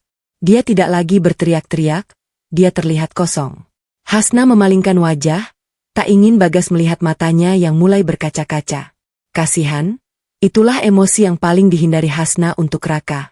Namun kini justru Bagas, anak yang seharusnya membenci Raka yang merasakannya. Hasna harus segera mengakhiri ini atau Raka akan hancur sebelum ia sempat menyelamatkannya. Di seberang jalan di dalam ruang tamu keluarga Arini yang mewah, piring pecah di lantai marmer. Adrian berdiri dengan napas memburu, menunjuk tumpukan tagihan kartu kredit yang berserakan di meja. 500 juta dalam 1 bulan, Siska, untuk tas dan perhiasan. Suara Adrian menggelegar. Perusahaan kita sedang mengalami krisis arus khas karena audit dari High Investment. Dan kau justru menghabiskan uang seolah kita punya sumur emas. Siska tidak mau kalah. Wajahnya yang biasanya cantik kini tampak kaku karena amarah. Aku butuh itu untuk menjaga nama baik kita. Kau pikir kenapa para istri pejabat masih mau bicara denganmu setelah Hasna mempermalukanku di sekolah? Itu karena aku masih terlihat berkelas. Kau pria lemah. Adrian, kalau kau tidak bisa menafkahiku, jangan salahkan aku. Lemah. Adrian tertawa pahit. Aku cukup kuat untuk menahan malu akibat fitnah culik yang kau buat. Kau hampir menghancurkan reputasi Raka. Raka lagi, Raka lagi. Siska menoleh ke arah tangga di mana Raka berdiri mematung menonton mereka. Kau lihat anak itu? Dia semakin mirip Hasna. Dia pembangkang. Dia tidak berguna. Seharusnya aku tidak pernah. Tidak pernah apa? Suara dingin Arini memotong dari arah koridor. Arini masuk dengan tongkatnya. Matanya menatap tajam pada Siska. Arini tahu betul Siska hampir keceplosan soal rahasia penukaran bayi. Masuk ke kamarmu, Raka. Sekarang Raka berlari menaiki tangga tanpa suara. Adrian terduduk di sofa, memijat pelipisnya. Kelelahan mental terpancar jelas dari bahunya yang merosot. Di saat itulah ponsel di atas meja bergetar. Sebuah pesan masuk dari sekretarisnya. Pak Adrian, Nyonya Hasna dari High Investment mengundang Anda untuk pertemuan 4 mata di kantornya sore ini. Beliau bilang, ini soal penyelamatan aset perusahaan Anda. Adrian menatap pesan itu seperti orang yang melihat pelampung di tengah laut. Ia melirik Siska yang masih mengomel dan ibunya yang terus menekan. Ia butuh jalan keluar dan ironisnya jalan itu ditawarkan oleh wanita yang dulu ia buang. Sore harinya Hasna menyambut Adrian di ruang kantornya yang luas dan berdesain minimalis. Hasna sengaja mengatur pencahayaan agar ruangan itu terasa intimidatif namun profesional. Ia mengenakan pakaian serba hitam, memancarkan aura kekuasaan yang dulu tak pernah dibayangkan Adrian. "Duduklah, Adrian," ucap Hasna tanpa basa-basi. Ia tidak menawarkan jabatan tangan. Adrian duduk dengan kikuk. "Terima kasih sudah mau menemuiku, Hasna. Aku tahu hubungan kita tidak baik, tapi aku harus bicara profesional soal yayasan dan perusahaan logistikku." Hasna melempar sebuah dokumen ke depan Adrian. "Perusahaan logistikmu berada di ambang pilot, Adrian. Auditku menemukan bahwa Siska telah menarik dana perusahaan secara ilegal untuk menutupi gaya hidupnya dan menutupi kerugian di yayasan. Jika Bang tahu, mereka akan menyita rumah ibumu minggu depan." Wajah Adrian memucat. "Bagaimana kau bisa tahu sedalam itu?" "Aku punya mata di mana-mana," jawab Hasna dingin. "Aku menawarkan kerjasama. High Investment akan menyuntikkan dana segar untuk menutupi semua utangmu. Sebagai imbalannya, aku ingin 51% saham perusahaanmu dan hak kontrol penuh atas manajemen keuangan yayasan." Adrian terperangah. "Itu artinya kau yang akan mengendalikan hidupku." Hasna memajukan tubuhnya, menatap Adrian tepat di matanya. "Aku tidak tertarik mengendalikan hidupmu yang berantakan, Adrian. Aku hanya tertarik pada asetnya. Tapi kau punya pilihan, kehilangan segalanya dan membiarkan ibumu hidup di jalanan, atau bekerja di bawah arahanku dan menyelamatkan harga diri keluargamu." Adrian terdiam lama. Keheningan di ruangan itu terasa mencekik. Ia melihat Hasna bukan lagi sebagai wanita yang ia cintai atau ia sakiti, melainkan sebagai penguasa nasibnya. Di sisi lain, bayangan Siska yang boros dan Arini yang menuntut membuatnya semakin muak. "Baik," bisik Adrian akhirnya. "Aku setuju. Tapi tolong jangan biarkan Siska tahu soal detail saham ini. Dia akan menggila." Hasna tersenyum tipis. Sebuah senyum kemenangan yang pahit. "Dia akan tahu pada waktunya. Sekarang tanda tangani ini." Malam itu setelah Adrian pergi, Maya masuk ke ruangan Hasna. "Kau baru saja menjeratnya, Hasna. Dia sekarang tergantung sepenuhnya pada uangmu. Tapi apa kau yakin ini aman? Membawa Adrian terlalu dekat bisa membahayakan Bagas." Hasna berdiri di dekat jendela, menatap lampu-lampu kota. Adrian mulai membandingkan Bagas dan Raka. "Dengan dia bekerja di bawahku, dia akan lebih sering melihat Bagas. Aku ingin rasa bersalah itu." Menggerogotinya pelan-pelan sampai dia sendiri yang memohon untuk melakukan tes DNA tanpa aku yang meminta. "Tapi Siska tidak akan tinggal diam," peringat Maya. "Memang itu tujuanku. Aku ingin Siska melakukan langkah gegabah lagi." Jawab Hasna batin Hasna bergejolak saat ia pulang ke rumah. Di ruang tamu, ia melihat Bagas sedang mengajari Raka yang ternyata diam-diam datang ke rumah mereka melalui pintu belakang belajar matematika. Raka tampak canggung, namun ia mendengarkan Bagas dengan saksama. "Raka, kenapa kau di sini?" tanya Hasna dengan nada yang berusaha ia jaga agar tetap netral. Meski jantungnya berdegup kencang melihat anak kandungnya di dalam rumahnya, Raka berdiri. Wajahnya menunjukkan ketakutan. Aku hanya bosan di rumah. Mama dan Papa terus berteriak." Bagas bilang, "Aku boleh ke sini?" Hasna menatap Raka, rambut remaja itu berantakan dan ada bekas merah di lengannya. Mungkin akibat cengkraman Siska saat bertengkar tadi. Hasna merasakan kemarahan yang luar biasa, namun juga ketakutan. Jika Arini tahu Raka di sini, Arini akan menggunakan ini sebagai senjata untuk menuduh Hasna mencuci otak Raka. "Kembalilah ke rumahmu, Raka. Sekarang," ucap Hasna dengan suara yang sengaja dikeraskan. Meski hatinya menjerit ingin memeluk anak itu, "Tapi Bunda, di luar sedang hujan deras." Protes Bagas. "Bunda bilang kembali." Hasna membentak membuat kedua remaja itu terlonjak. Raka menatap Hasna dengan tatapan terluka yang sangat dalam. "Kau benar, kau sama saja dengan mereka. Kau hanya peduli pada aturanmu sendiri." Raka berlari keluar menembus hujan. Hasna terduduk di kursi, menutupi wajahnya dengan kedua tangan. Ia baru saja mengusir anak kandungnya sendiri dalam keadaan hancur demi menjaga kerahasiaan rencananya. Tekanan batinnya mencapai titik baru yang menyiksa. Ia sedang menghancurkan musuhnya, Tetapi di saat yang sama ia sedang membunuh kasih sayang di mata anaknya sendiri. Keputusan kecil, namun berisiko diambilnya malam itu. Ia akan mulai mengirimkan orang untuk mengawasi keamanan neraka secara fisik di dalam rumah Arini. Bahkan jika itu berarti ia harus melakukan penyadapan ilegal. Sisa hujan semalam masih meninggalkan jejak basah di aspal, persis seperti rasa sesak yang tertinggal di dada Hasna. Bayangan neraka yang berlari menembus badai setelah ia usir dengan kasar terus berputar di kepalanya. Setiap kali ia memejamkan mata, ia melihat tatapan terluka remaja itu. Tatapan yang seharusnya tidak pernah ia berikan pada anak kandungnya sendiri. Namun, Hasna tahu di rumah itu dinding memiliki telinga. Arini dan Siska pasti mengawasi.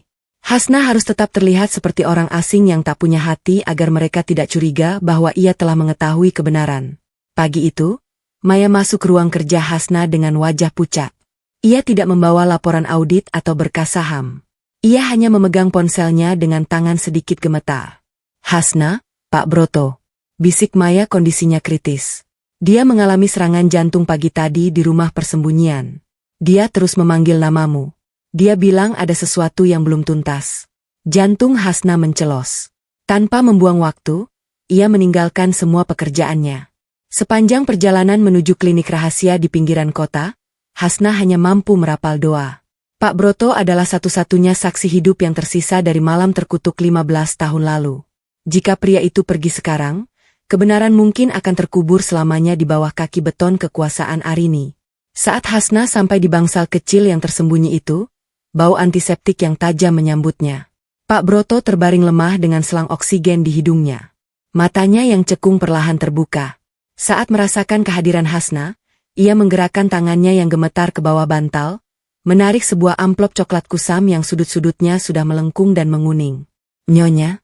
Suara Pak Broto nyaris tidak terdengar seperti gesekan kertas kering. Saya tidak bisa membawanya ke liang lahat. Ini bukti malam itu perawat yang dibayar Nyonya Arini. Dia sempat menulis pengakuan karena ketakutan. Dia menitipkannya pada saya sebelum dia menghilang ke luar negeri." Hasna menerima amplop itu dengan tangan yang mendingin. Di dalamnya terdapat secari kertas lusuh dengan tulisan tangan yang terburu-buru. Isinya menghancurkan seluruh sisa pertahanan batin Hasna.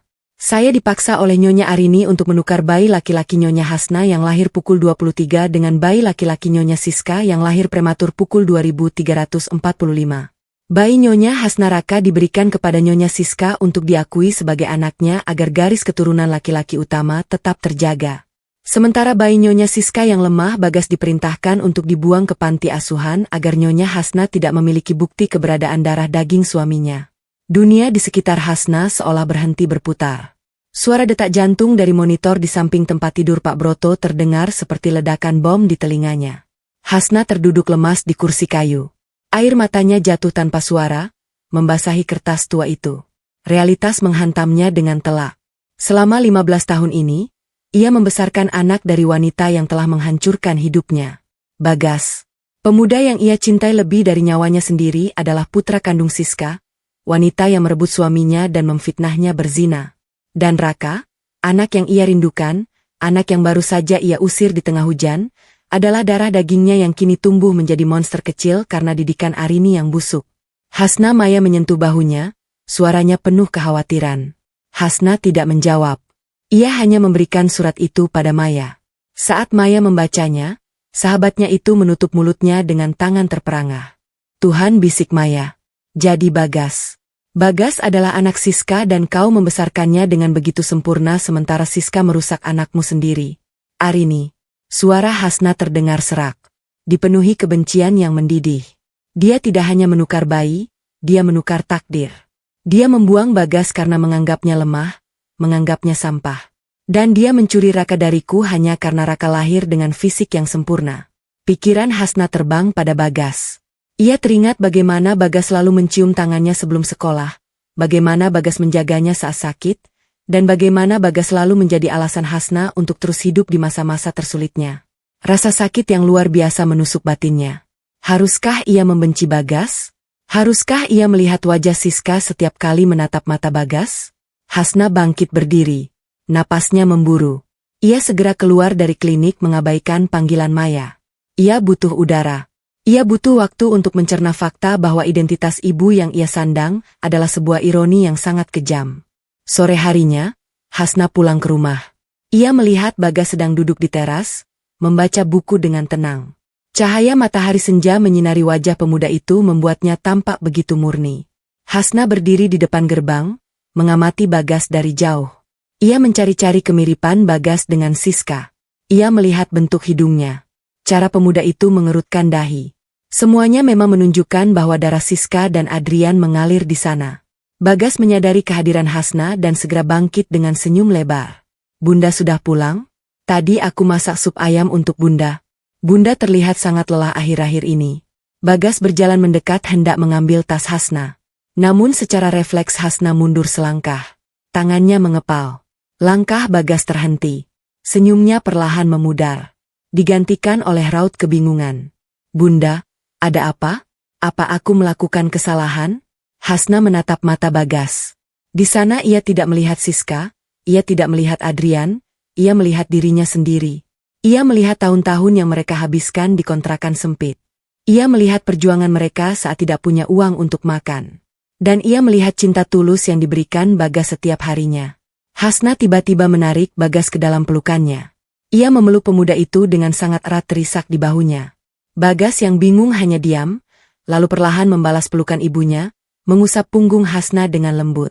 Bunda, sayang kamu. Bagas sangat sayang, bisik Hasna di tengah tangisnya. Dalam batinnya, Hasna membuat sebuah janji yang berat. Mungkin kau bukan darah dagingku, Bagas, tapi kau adalah anakku, didikanku, jiwamu adalah milikku.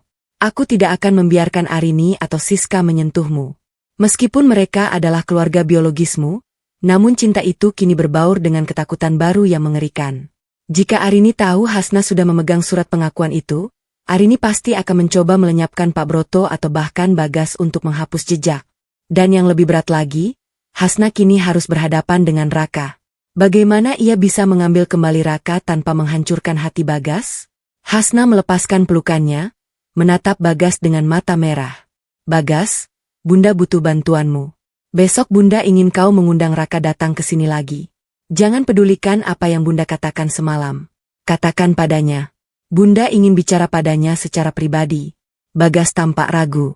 Tapi Bunda, kemarin Bunda marah sekali. Lakukan saja, sayang. Bunda harus memperbaiki sesuatu yang rusak, ucap Hasna tegas. Malam itu setelah Bagas tidur, Hasna duduk di ruang kerjanya yang gelap. Ia memegang botol kecil berisi sampel rambut Raka yang diam-diam ia ambil dari sisir yang tertinggal di kantor yayasan kemarin. Ia juga mengambil sampel rambut Bagas dari sisir di kamar mandi. Ia memutuskan sebuah langkah kecil yang sangat berisiko. Ia akan melakukan tes DNA secara formal melalui laboratorium internasional yang tidak bisa disogok oleh Arini. Ia butuh bukti medis yang sah sebagai pelengkap surat Pak Broto. Namun, ia menyadari satu hal. Begitu hasil tes itu keluar, ia tidak akan bisa lagi kembali ke hidupnya yang lama. Ia akan memulai perang terbuka yang bisa menghancurkan batin kedua remaja itu. Hasna menatap foto Aka dan Bagas secara bergantian. Tekanan batinnya mencapai titik didih. Ia sedang memegang kunci menuju kebenaran. Tapi kebenaran itu juga merupakan dinamit yang siap meledakkan kebahagiaan Bagas, satu-satunya hal yang ia miliki selama 15 tahun terakhir. Pagi itu, kediaman Hasna dibalut sunyi yang menyesakkan. Meski matahari mulai mengintip dari balik celah gorden, dingin di hati Hasna tak kunjung surut.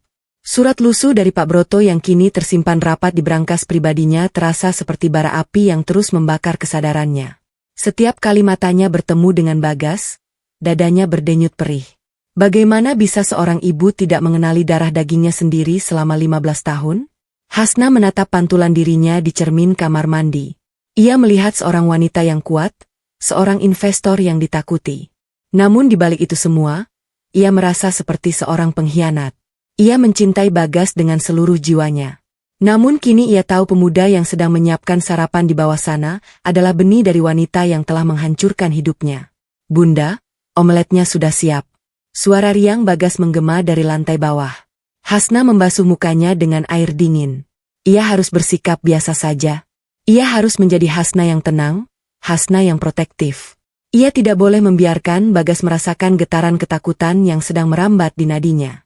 Turun ke ruang makan, Hasna melihat Bagas sedang menata piring. Gerakan tangan Bagas begitu lembut, sangat kontras dengan Siska yang kasar dan meledak-ledak. Hasna duduk, memaksakan diri untuk tersenyum. Bunda terlihat pucat. Apa semalam Bunda kurang tidur lagi karena memikirkan kerjasama dengan Pak Adrian?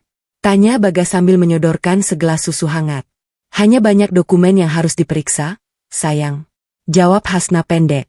Ia menyesap susunya, berusaha menghindari kontak mata yang terlalu lama. Ingat pesan Bunda semalam, ajak Raka ke sini setelah sekolah. Bilang padanya, Bunda ingin meminta maaf soal kejadian hujan-hujanan itu.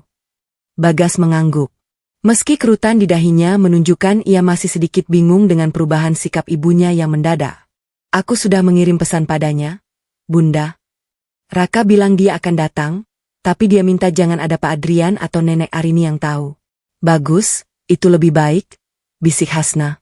Siang harinya, kantor High Investment terasa lebih tegang dari biasanya. Hasna mengunci pintu ruangannya rapat-rapat. Di atas meja kerjanya terdapat 2 amplop plastik kecil transparan. Satu berisi helai rambut Bagas yang ia ambil dari sisir pagi tadi dan satu lagi masih kosong menunggu helai rambut Raka. Maya masuk melalui pintu penghubung rahasia. Wajahnya menunjukkan kecemasan yang sama besar. Laboratorium di Singapura sudah siap. Hasna, begitu kau mendapatkan sampel Raka, kurir khusus akan langsung membawanya dengan penerbangan sore ini. Hasilnya akan keluar dalam 3 hari. 3 hari, gumam Hasna. 3 hari untuk membuktikan bahwa seluruh hidupku adalah sebuah kebohongan besar. Hasna, kau harus siap dengan segala kemungkinan.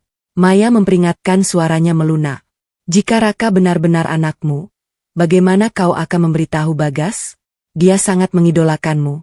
Kau adalah satu-satunya dunianya. Hasna memejamkan mata rapat-rapat. Itulah yang paling menakutkan, Maya.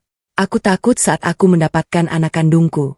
Aku justru kehilangan anak yang selama ini memanggilku Bunda. Pertemuan yang direncanakan pun tiba. Sore itu, Raka datang ke rumah Hasna dengan gaya yang masih tampak angkuh. Namun, langkah kakinya terlihat ragu. Ia mengenakan jaket hoodie hitam, mencoba menyembunyikan wajahnya. Bagas menyambutnya di depan pintu dan membawanya masuk ke ruang tamu. Hasna berdiri di sana. Jantungnya berpacu liar. Melihat Raka dari dekat setelah mengetahui rahasia Pak Broto membuatnya ingin sekali berlari dan mendekap remaja itu. Ia ingin memeriksa setiap inci wajah Raka, mencari kemiripan dengan dirinya yang dulu tidak ia sadari karena tertutup kebencian pada keluarga Arini. Duduklah, Raka, ucap Hasna. Suaranya sedikit bergetar. Raka duduk di sofa, matanya melirik ke sekeliling ruangan yang elegan namun hangat. Aku tidak punya banyak waktu. Kalau kau mau menghinaku lagi seperti di kantor yayasan, lakukan dengan cepat. Hasna mendekat. Ia duduk di samping Raka, bukan di depannya. Bunda, saya tidak ingin menghinamu, Raka. Saya ingin meminta maaf. Semalam saya terlalu keras padamu. Saya hanya tidak ingin kau terlibat masalah dengan nenekmu jika mereka tahu kau di sini. Raka terdiam. Ia tampak terkejut mendengar nada bicara Hasna yang begitu lembut. Nada yang tidak pernah ia dapatkan dari Siska maupun Arini. Mereka tidak peduli padaku. Mereka hanya peduli kalau aku membuat malu nama keluarga. Hasna melihat ada sehelai rambut yang hampir jatuh dari dahi Raka. Ini kesempatannya dengan gerakan yang sangat natural, seolah sedang merapikan poni Raka yang berantakan, tangan Hasna bergerak. Rambutmu berantakan sekali, bisik Hasna.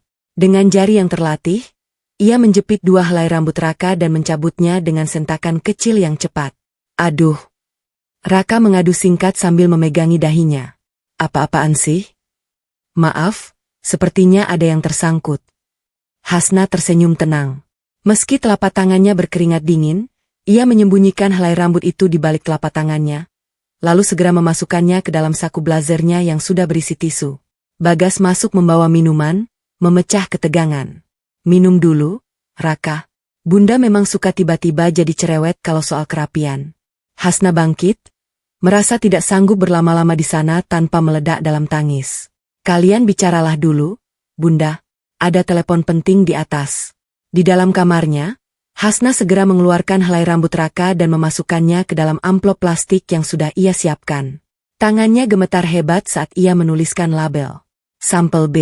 Ia menatap kedua amplop itu berdampingan. Sampel A Bagas dan sampel B Raka. 2 remaja, 2 takdir yang tertukar. Hasna jatuh terduduk di lantai, menyandarkan punggungnya pada pintu yang terkunci. Isak tangis yang ia tahan sejak pagi akhirnya pecah. Namun, ia membekap mulutnya sendiri agar suaranya tidak terdengar sampai ke bawah. Ia merasa seperti monster. Ia memanipulasi kedua anak ini demi sebuah kebenaran yang mungkin akan menghancurkan mereka semua. Jika Raka tahu Hasna adalah ibu kandungnya, apakah dia bisa memaafkan Hasna yang selama ini bersikap dingin padanya? Dan Bagas. Apakah Bagas akan merasa dikhianati karena Hasna diam-diam mencari penggantinya? Bunda, ketukan lembut di pintu membuat Hasna terlonjak. Itu suara Bagas. Raka sudah pulang. Pak Adrian menjemputnya di ujung jalan. Bunda, tidak apa-apa. Aku mendengar suara seperti orang menangis. Hasna segera menghapus air matanya, merapikan rambut, dan berdehem.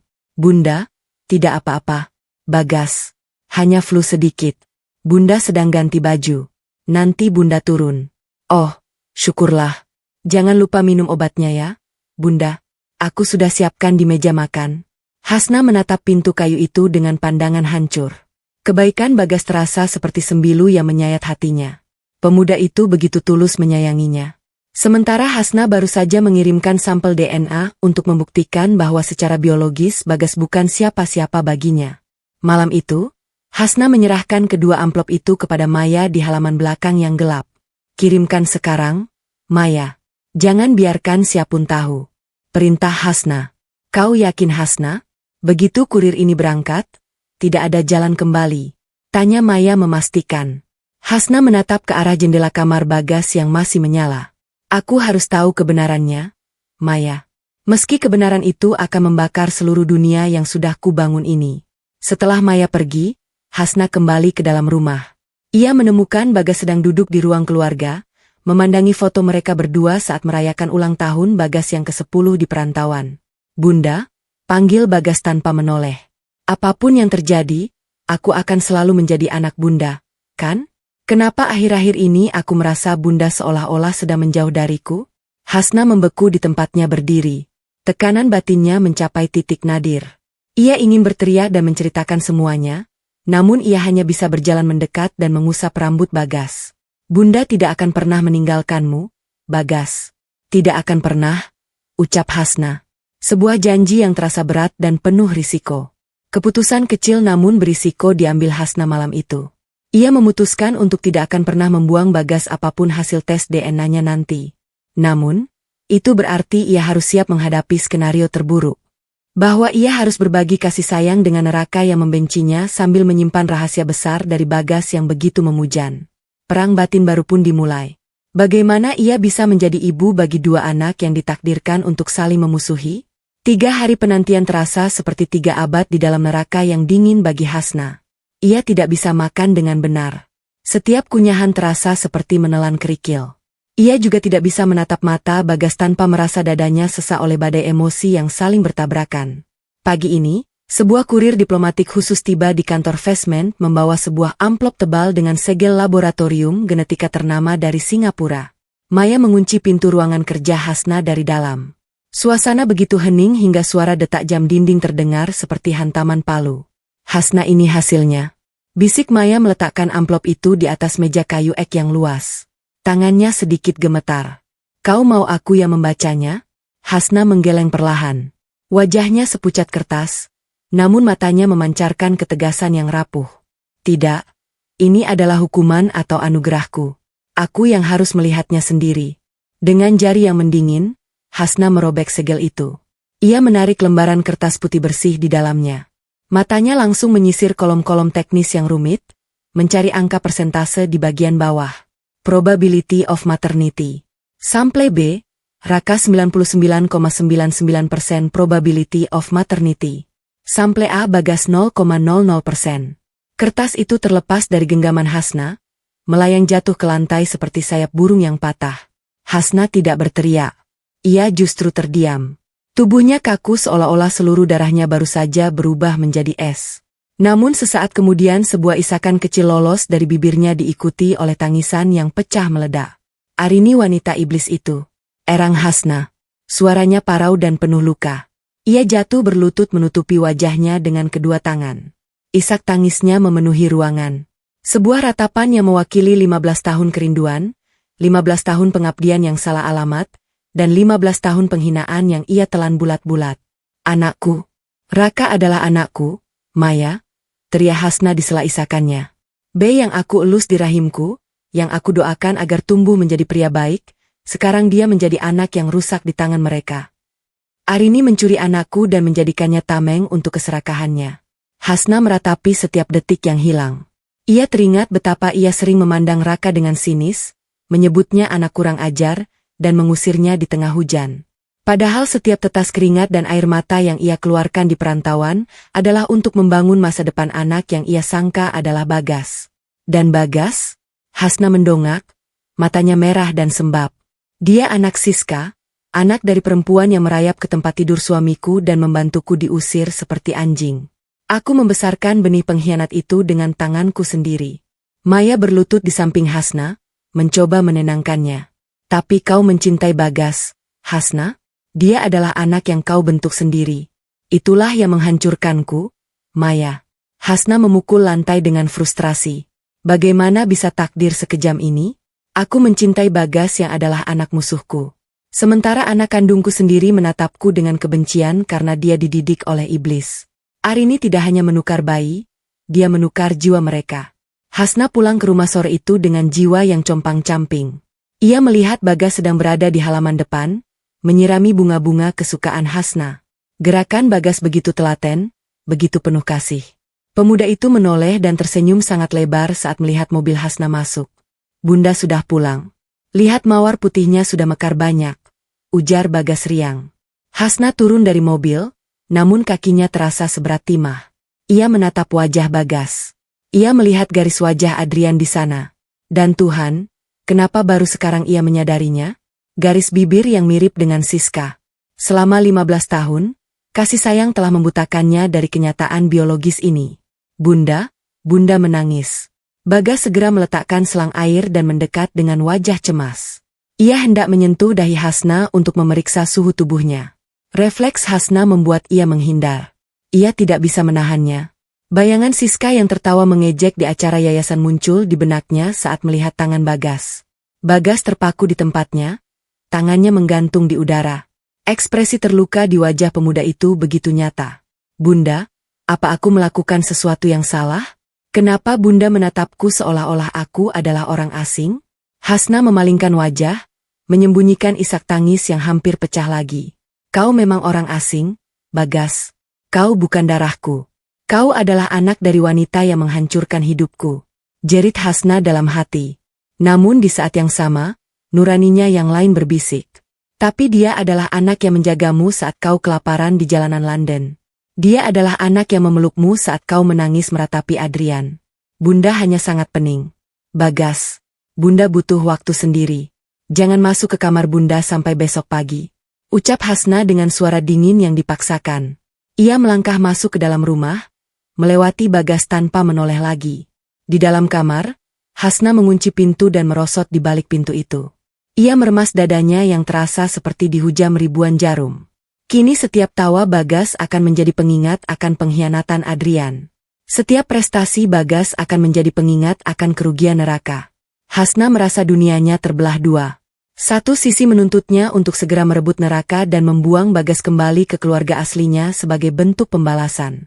Sisi lainnya, sisi yang telah menjadi ibu selama 15 tahun menjerit karena tidak sanggup melepaskan pemuda yang telah menjadi napasnya. Malam itu, Hasna tidak bisa tidur. Ia mengeluarkan sebuah kotak perhiasan kecil yang berisi gelang bayi yang pernah diberikan rumah sakit. Satu-satunya benda yang tersisa. Ia membelainya. Tiba-tiba terdengar suara keributan dari arah luar gerbang. Hasna mengintip dari balik tirai. Ia melihat mobil Adrian terparkir di depan rumah Arini dan Raka keluar dari sana sambil berteriak pada ayahnya. Aku tidak mau masuk. Aku benci rumah ini. Aku benci kalian semua, teriak Raka. Ia kemudian berlari menyeberang jalan dan duduk di trotoar tepat di depan pagar rumah Hasna. Menenggelamkan wajahnya di lutut. Hasna menatap sosok remaja itu dari lantai 2. Itu anaknya. Darah dagingnya sedang menangis di kegelapan. Hanya terpisah oleh jeruji pagar besi. Hasna ingin berlari turun, membukakan pintu dan mengatakan, "Kemarilah, nak. Ini rumahmu yang sebenarnya." Aku adalah ibumu. Namun di ruang tengah ia mendengar suara langkah kaki Bagas yang sedang mengambil air minum di dapur. Bagas yang masih terbangun karena mencemaskan sikap aneh ibunya. Hasna terjebak dalam dilema yang mengerikan. Jika ia merangkul Raka sekarang, ia harus menghancurkan Bagas. Jika ia mempertahankan Bagas, ia membiarkan Raka membusuk dalam kebencian. Sebuah keputusan kecil namun berisiko diambil Hasna malam itu. Ia mengambil ponselnya dan mengirim pesan singkat kepada Adrian yang masih berdiri bingung di depan gerbangnya. Biarkan Raka menginap di rumahku malam ini. Aku akan menjaganya. Jangan biarkan Siska atau ibumu datang menjemputnya jika kau tidak ingin rahasia 15 tahun lalu terbongkar sekarang juga. Hasna menutup ponselnya. Ia tahu dengan membawa Raka masuk rumahnya saat Bagas juga ada di sana, ia sedang menyulut api di dalam gudang Mesio. Tekanan batinnya mencapai titik tertinggi. Ia akan menempatkan dua anaknya di bawah satu atap.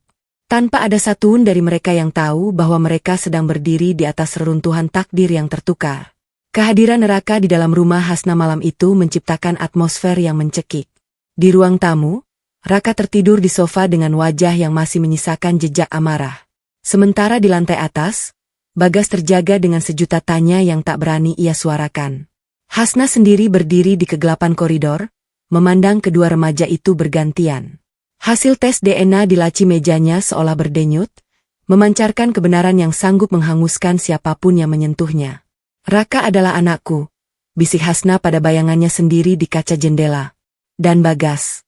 Bagas adalah pengingat harian akan pengkhianatan yang dilakukan ibunya.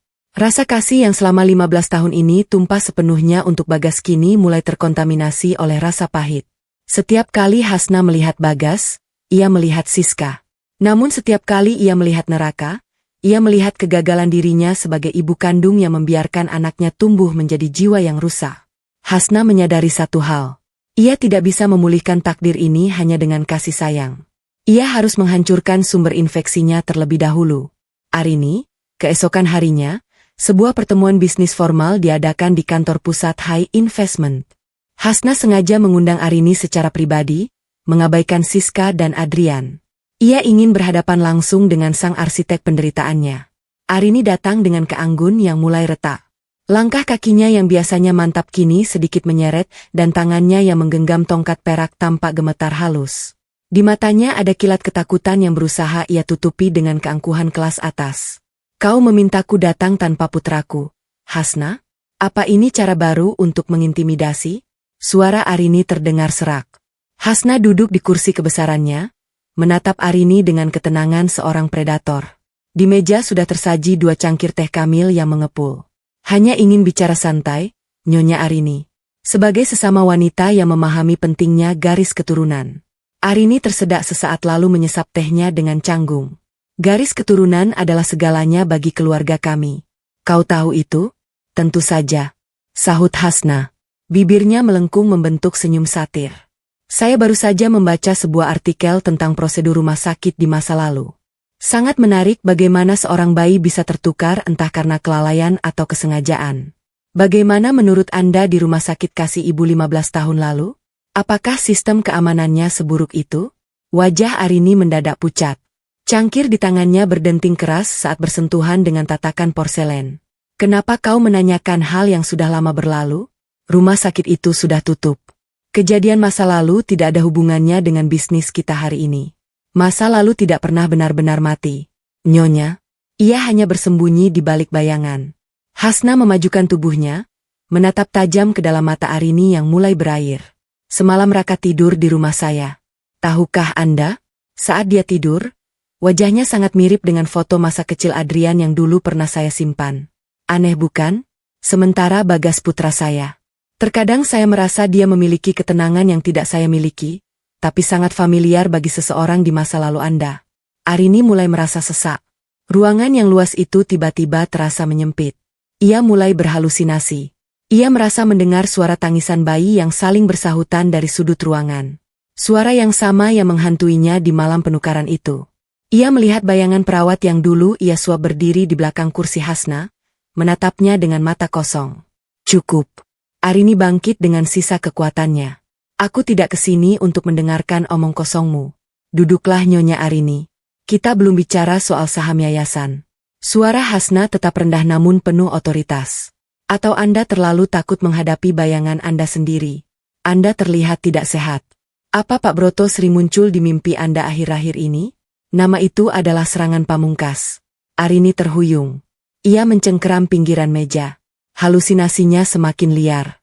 Ia melihat lantai marmer di bawah kakinya seolah berubah menjadi genangan darah persalinan yang gelap. Ia merasa napasnya tersangkut di tenggorokan. Kau tidak tahu apa-apa, desis Arini. Namun suaranya kehilangan taring.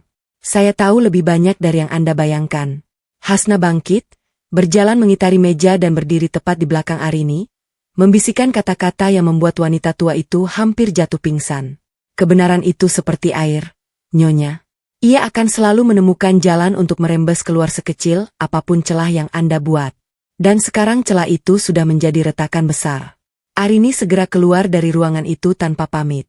Ia berjalan terburu-buru menuju lift, mengabaikan asistennya. Di dalam lift yang berdinding cermin, ia melihat bayangannya sendiri. Namun, yang ia lihat adalah sosok wanita tua yang tangannya berlumuran lumpur hitam. Simbol dari dosanya menukar nasib dua nyawa. Hasna berdiri di jendela, melihat mobil Arini melaju dengan tidak stabil meninggalkan gedung. Ia merasakan kepuasan yang dingin, namun batinnya masih meraung. Ia telah melemparkan umpan dan Arini mulai memakannya melalui paranoia. Namun, serangan ini juga melukai Hasna sendiri. Setiap pertanyaan yang ia lontarkan tentang bayi tertukar, mengingatkannya pada kenyataan bahwa ia masih memeluk anak yang bukan miliknya. Saat ia kembali ke rumah sore itu, ia menemukan Bagas sedang duduk di ruang tamu bersama Raka. Suasana di antara mereka sangat canggung. Raka tampak gelisah, sementara Bagas berusaha mengajak bicara dengan ramah. Bunda, Raka baru saja mau pulang. Katanya nenek Arini meneleponnya sambil berteriak-teriak tidak jelas di telepon. Lapor Bagas. Hasna menatapa, ada dorongan kuat untuk menahan Raka di sini. Melindunginya dari pengaruh Arini yang sedang goyah. Namun ia tahu jika ia menahan Raka sekarang, Arini akan menggunakan sisa kuasanya untuk melaporkannya atas tuduhan penculikan. Lagi, pulanglah, Raka. Ucap Hasna pelan. Jagaimu dan ingat, pintuku selalu terbuka untukmu. Raka menatap Hasna lama. Kenapa kau tiba-tiba baik padaku? Apa kau sedang merencanakan sesuatu untuk menjatuhkan nenek melalui aku? Pertanyaan Raka yang tajam menghujam jantung Hasna. Anakku sendiri tidak mempercayaiku, batinnya miris. Raka pergi dengan langkah gusar, meninggalkan Hasna dan Bagas dalam keheningan yang menyakitkan. Bunda, panggil Bagas. Suaranya terdengar bergetar. Aku melihat amplop dari Singapura di tas Bunda tadi pagi saat aku mencari kunci rumah. Itu tes DNA, kan? Hasna membeku. Seluruh ototnya menegang, ia tidak menyangka Bagas akan sedalam itu menyelidiki privasinya. Ia berbalik perlahan menatap Bagas yang kini berdiri dengan mata berkaca-kaca. Bagas, itu bukan urusanmu, jawab Hasna, mencoba mempertahankan suaranya agar tidak pecah. Bukan urusanku. Bagas tertawa pahit. Sebuah suara yang sangat jarang keluar dari bibirnya. Bunda menjauh dariku sejak hasil itu keluar. Bunda menatap Raka seolah dia adalah harta karun dan menatapku seolah aku adalah debu. Apa hasilnya, Bunda? Apa aku bukan anak Bunda? Apa aku ini anak dari orang yang Bunda benci? Hasna merasa dunianya runtuh untuk kedua kalinya. Ia belum siap menghadapi konfrontasi ini. Ia ingin berbohong. Namun kejujuran yang ia bangun selama 15 tahun bersama Bagas menahan lidahnya. Bagas, dengarkan Bunda. Jangan sebut diri Bunda sebagai Bunda. Kalau Bunda bahkan ragu siapa aku. Bagas berteriak lalu berlari masuk ke kamarnya dan mengunci pintu. Hasna terduduk di lantai ruang tamu sendirian. Tekanan batinnya mencapai titik yang tak tertahankan. Di satu sisi, ia telah berhasil membuat Arini hancur secara mental. Di sisi lain, ia baru saja menghancurkan hati anak yang ia besarkan dengan segenap cinta. Keputusan kecil, namun berisiko diambil Hasna malam itu. Ia tidak akan mengejar Bagas untuk menjelaskan. Ia justru mengambil dokumen tes DNA itu dan meletakkannya di bawah pintu kamar Bagas. Ia membiarkan Bagas membaca kebenarannya sendiri. Hasna sadar ia tidak bisa lagi memegang kendali atas semua hati yang terlibat. Ia memilih untuk meledakkan bom itu sekarang daripada membiarkannya membusuk dalam ketidakpastian. Meskipun risikonya adalah Bagas akan pergi meninggalkannya selamanya.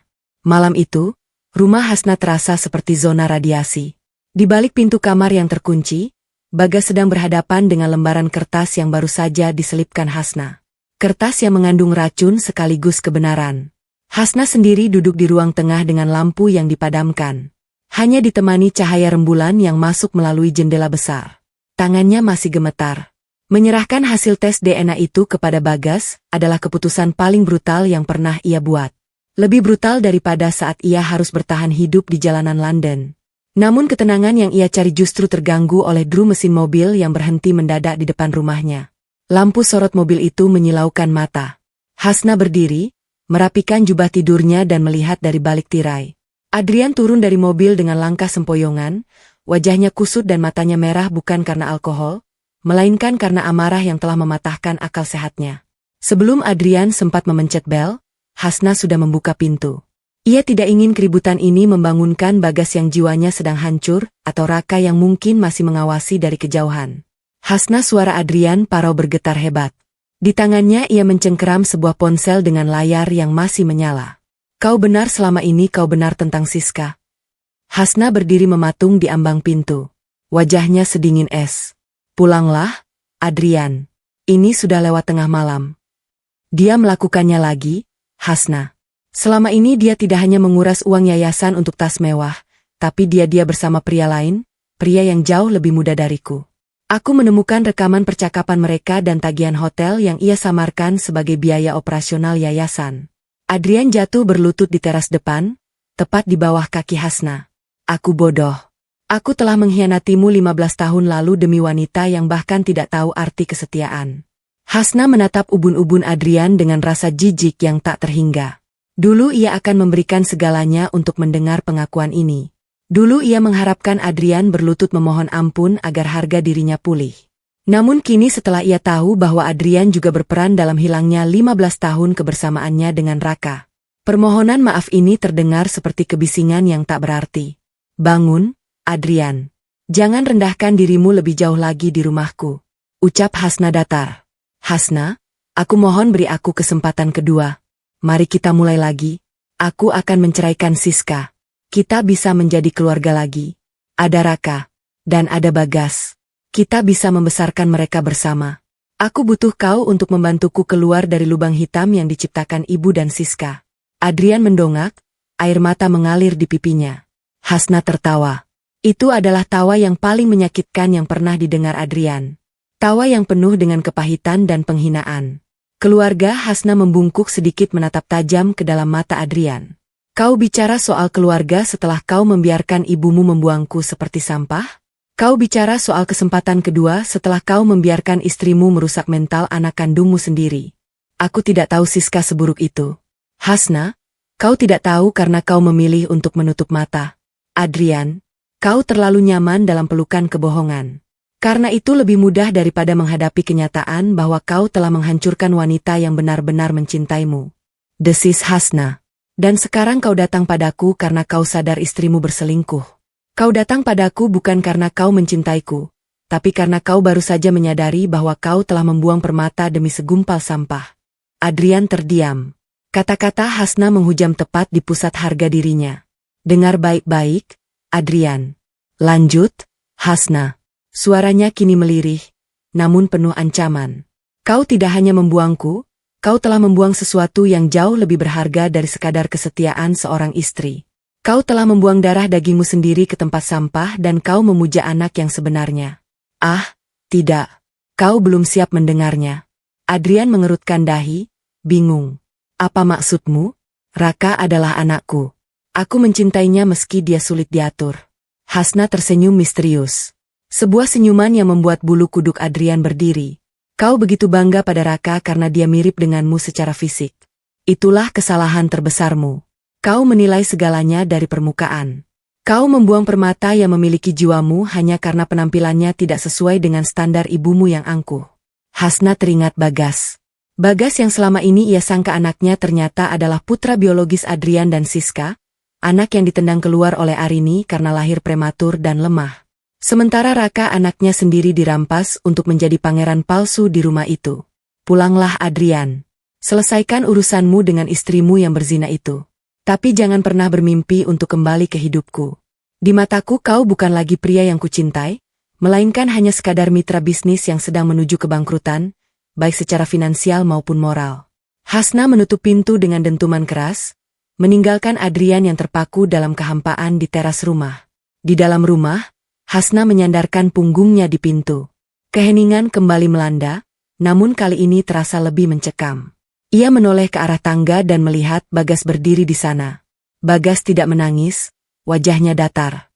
Seolah-olah seluruh emosinya telah terkuras habis setelah membaca hasil tes DNA itu. Di tangannya ia memegang kertas-kertas tersebut yang sudah agak lecek. Jadi, pria yang baru saja berlutut di sana, dia adalah ayah kandungku, tanya Bagas. Suaranya terdengar sangat dewasa, jauh lebih tua dari usia 15 tahun. Hasna mendekat, hendak menyentuh bahu Bagas. Namun ia ragu. Bagas, Bunda, dan Nyonya Siska, wanita yang mencoba memfitnah Bunda di sekolah. Dia adalah ibu kandungku. Bagas melanjutkan, matanya kini menatap Hasna dengan kekosongan yang mengerikan. Dan neraka anak nakal yang selalu membuat Bunda sedih itu. Dia adalah anak kandung Bunda yang sebenarnya. Hasna tidak bisa menjawab. Ia hanya bisa mengangguk pelan. Bagas menatap kertas di tangannya. Lalu merobeknya menjadi dua. Ternyata aku adalah kesalahan yang dibuang oleh mereka dan Bunda memungutku hanya untuk menjadikanku senjata untuk membalas dendam pada mereka. Tidak. Bagas, Bunda mencintaimu. Bunda tidak tahu kebenarannya sampai beberapa hari yang lalu. Hasna mencoba meyakinkan, namun suaranya terdengar lemah di telinganya sendiri. Tapi sekarang Bunda tahu, sahut Bagas tajam.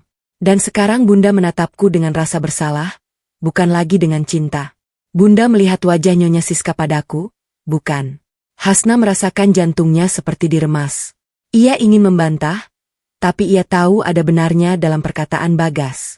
Sejak hasil itu keluar, ia terus mencari-cari jejak Siska di wajah pemuda itu.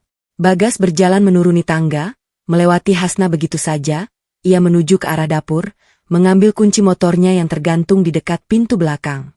Mau kemana, Bagas? Ini sudah malam, teriak Hasna panik. Aku butuh udara, Nyonya Hasna, jawab Bagas tanpa menoleh. Penggunaan kata Nyonya alih-alih Bunda membuat Hasna merasa seolah-olah ia baru saja ditikam tepat di ulu hati. Bagas, tunggu, berbahaya di luar sana. Berbahaya. Hidupku sudah hancur sejak aku lahir. Tidak ada yang lebih berbahaya daripada kenyataan bahwa aku adalah anak dari orang-orang yang Bunda benci. Ucap Bagas dingin sebelum akhirnya menghilang di kegelapan malam dengan deru motor yang kencang. Hasna berdiri di tengah ruang tamu yang sunyi sendirian.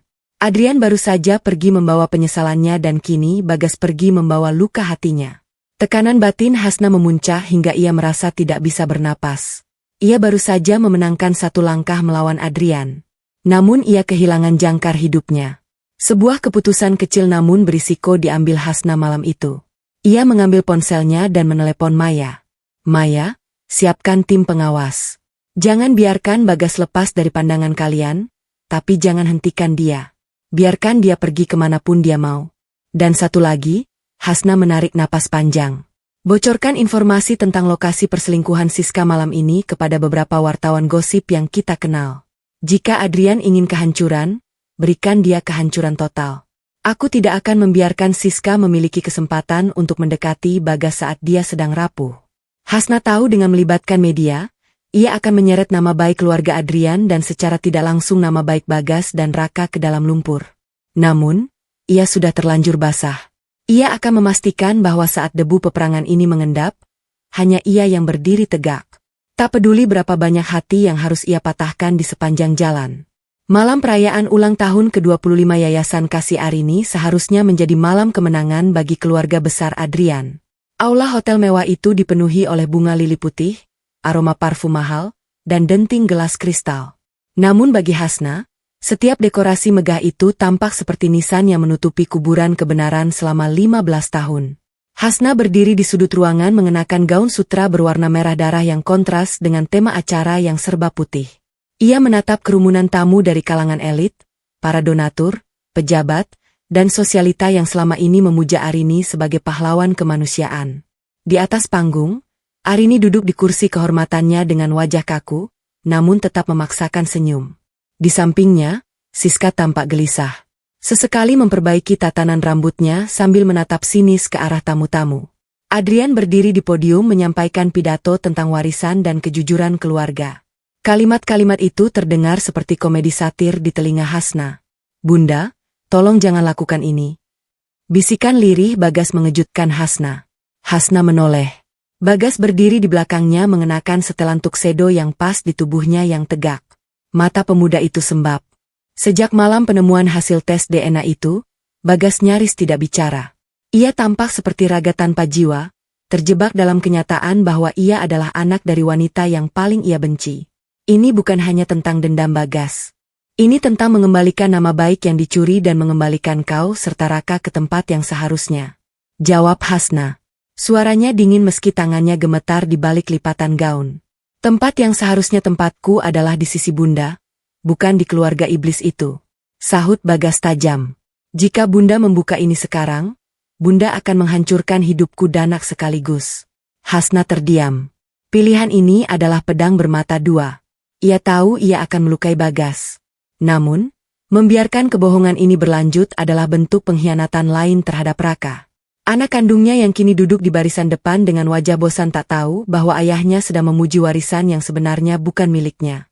Dan sekarang sebagai kejutan untuk perayaan malam ini, suara Adrian di podium kembali memutus lamunan Hasna, mitra utama kita. Nyonya Hasna dari High Investment telah menyiapkan video refleksi perjalanan yayasan. Silakan, Nyonya. Lampu aula meredup. Hasna berjalan dengan langkah pasti menuju panggung. Setiap langkahnya terasa seperti dentuman genderang perang. Saat ia melewati Arini, ia bisa melihat wanita tua itu menahan napas. Arini mungkin merasa ada yang salah, namun harga dirinya mencegahnya untuk menghentikan acara. Hasna tidak naik ke podium untuk berpidato. Ia hanya berdiri di samping layar raksasa. Malam ini kita bicara soal warisan. Tapi warisan bukan hanya soal uang, melainkan soal kejujuran yang diwariskan dari orang tua kepada anak-anaknya. Hasna menekan tombol pada remote di tangannya. Layar menyala. Namun yang muncul bukan foto-foto panti asuhan atau kegiatan amal. Layar itu menampilkan video amatir dengan pencahayaan minim. Di sana Pak Broto duduk di bangsal rumah sakit. Wajahnya pucat dan suaranya bergetar. "Nyonya Arini, dia memaksa saya menjaga pintu belakang malam itu. Dia menyuruh perawat menukar bayi laki-laki Nyonya Hasna dengan bayi prematur Nyonya Siska. Dia bilang Hasna tidak boleh memiliki ahli waris yang sah. Dia memfitnah Hasna berzina agar bayi yang sehat itu bisa diakui sebagai anak Siska, sebagai Raka." Suasana aula berubah menjadi senyap yang mengerikan. Ratusan tamu undangan mematung. Adrian ternganga, matanya beralih dari layar ke arah ibunya yang kini mulai gemetar hebat. "Video apa ini? Hentikan. Ini fitnah," teriak Siska. Suaranya melengking tinggi hingga memecah keheningan. Ia mencoba berlari menuju operator. Namun, Maya dan tim keamanannya sudah menutup akses. Hasna tidak berhenti. Ia menekan tombol berikutnya. Dokumen hasil tes DNA muncul di layar raksasa. Perbandingan antara sampel Raka, Bagas, dan Hasna terpampang jelas dengan stempel legalitas laboratorium internasional. Probability of maternity Raka 99,99%. Hasna membacakan dengan suara lantang yang menggema di setiap sudut aula. "Dan anak yang selama 15 tahun ini Anda buang, Anda sebut sampah dan Anda biarkan hidup menderita di panti asuhan. Dia ada di sini malam ini. Bagas." Hasna menunjuk ke arah Bagas. Arini mencoba berdiri, namun kakinya kehilangan kekuatan. Ia mulai terbatuk. Tangannya mencengkeram dadanya. Halusinasi tentang bayi yang menangis yang menghantuinya selama beberapa hari terakhir kini terasa seperti nyata di telinganya.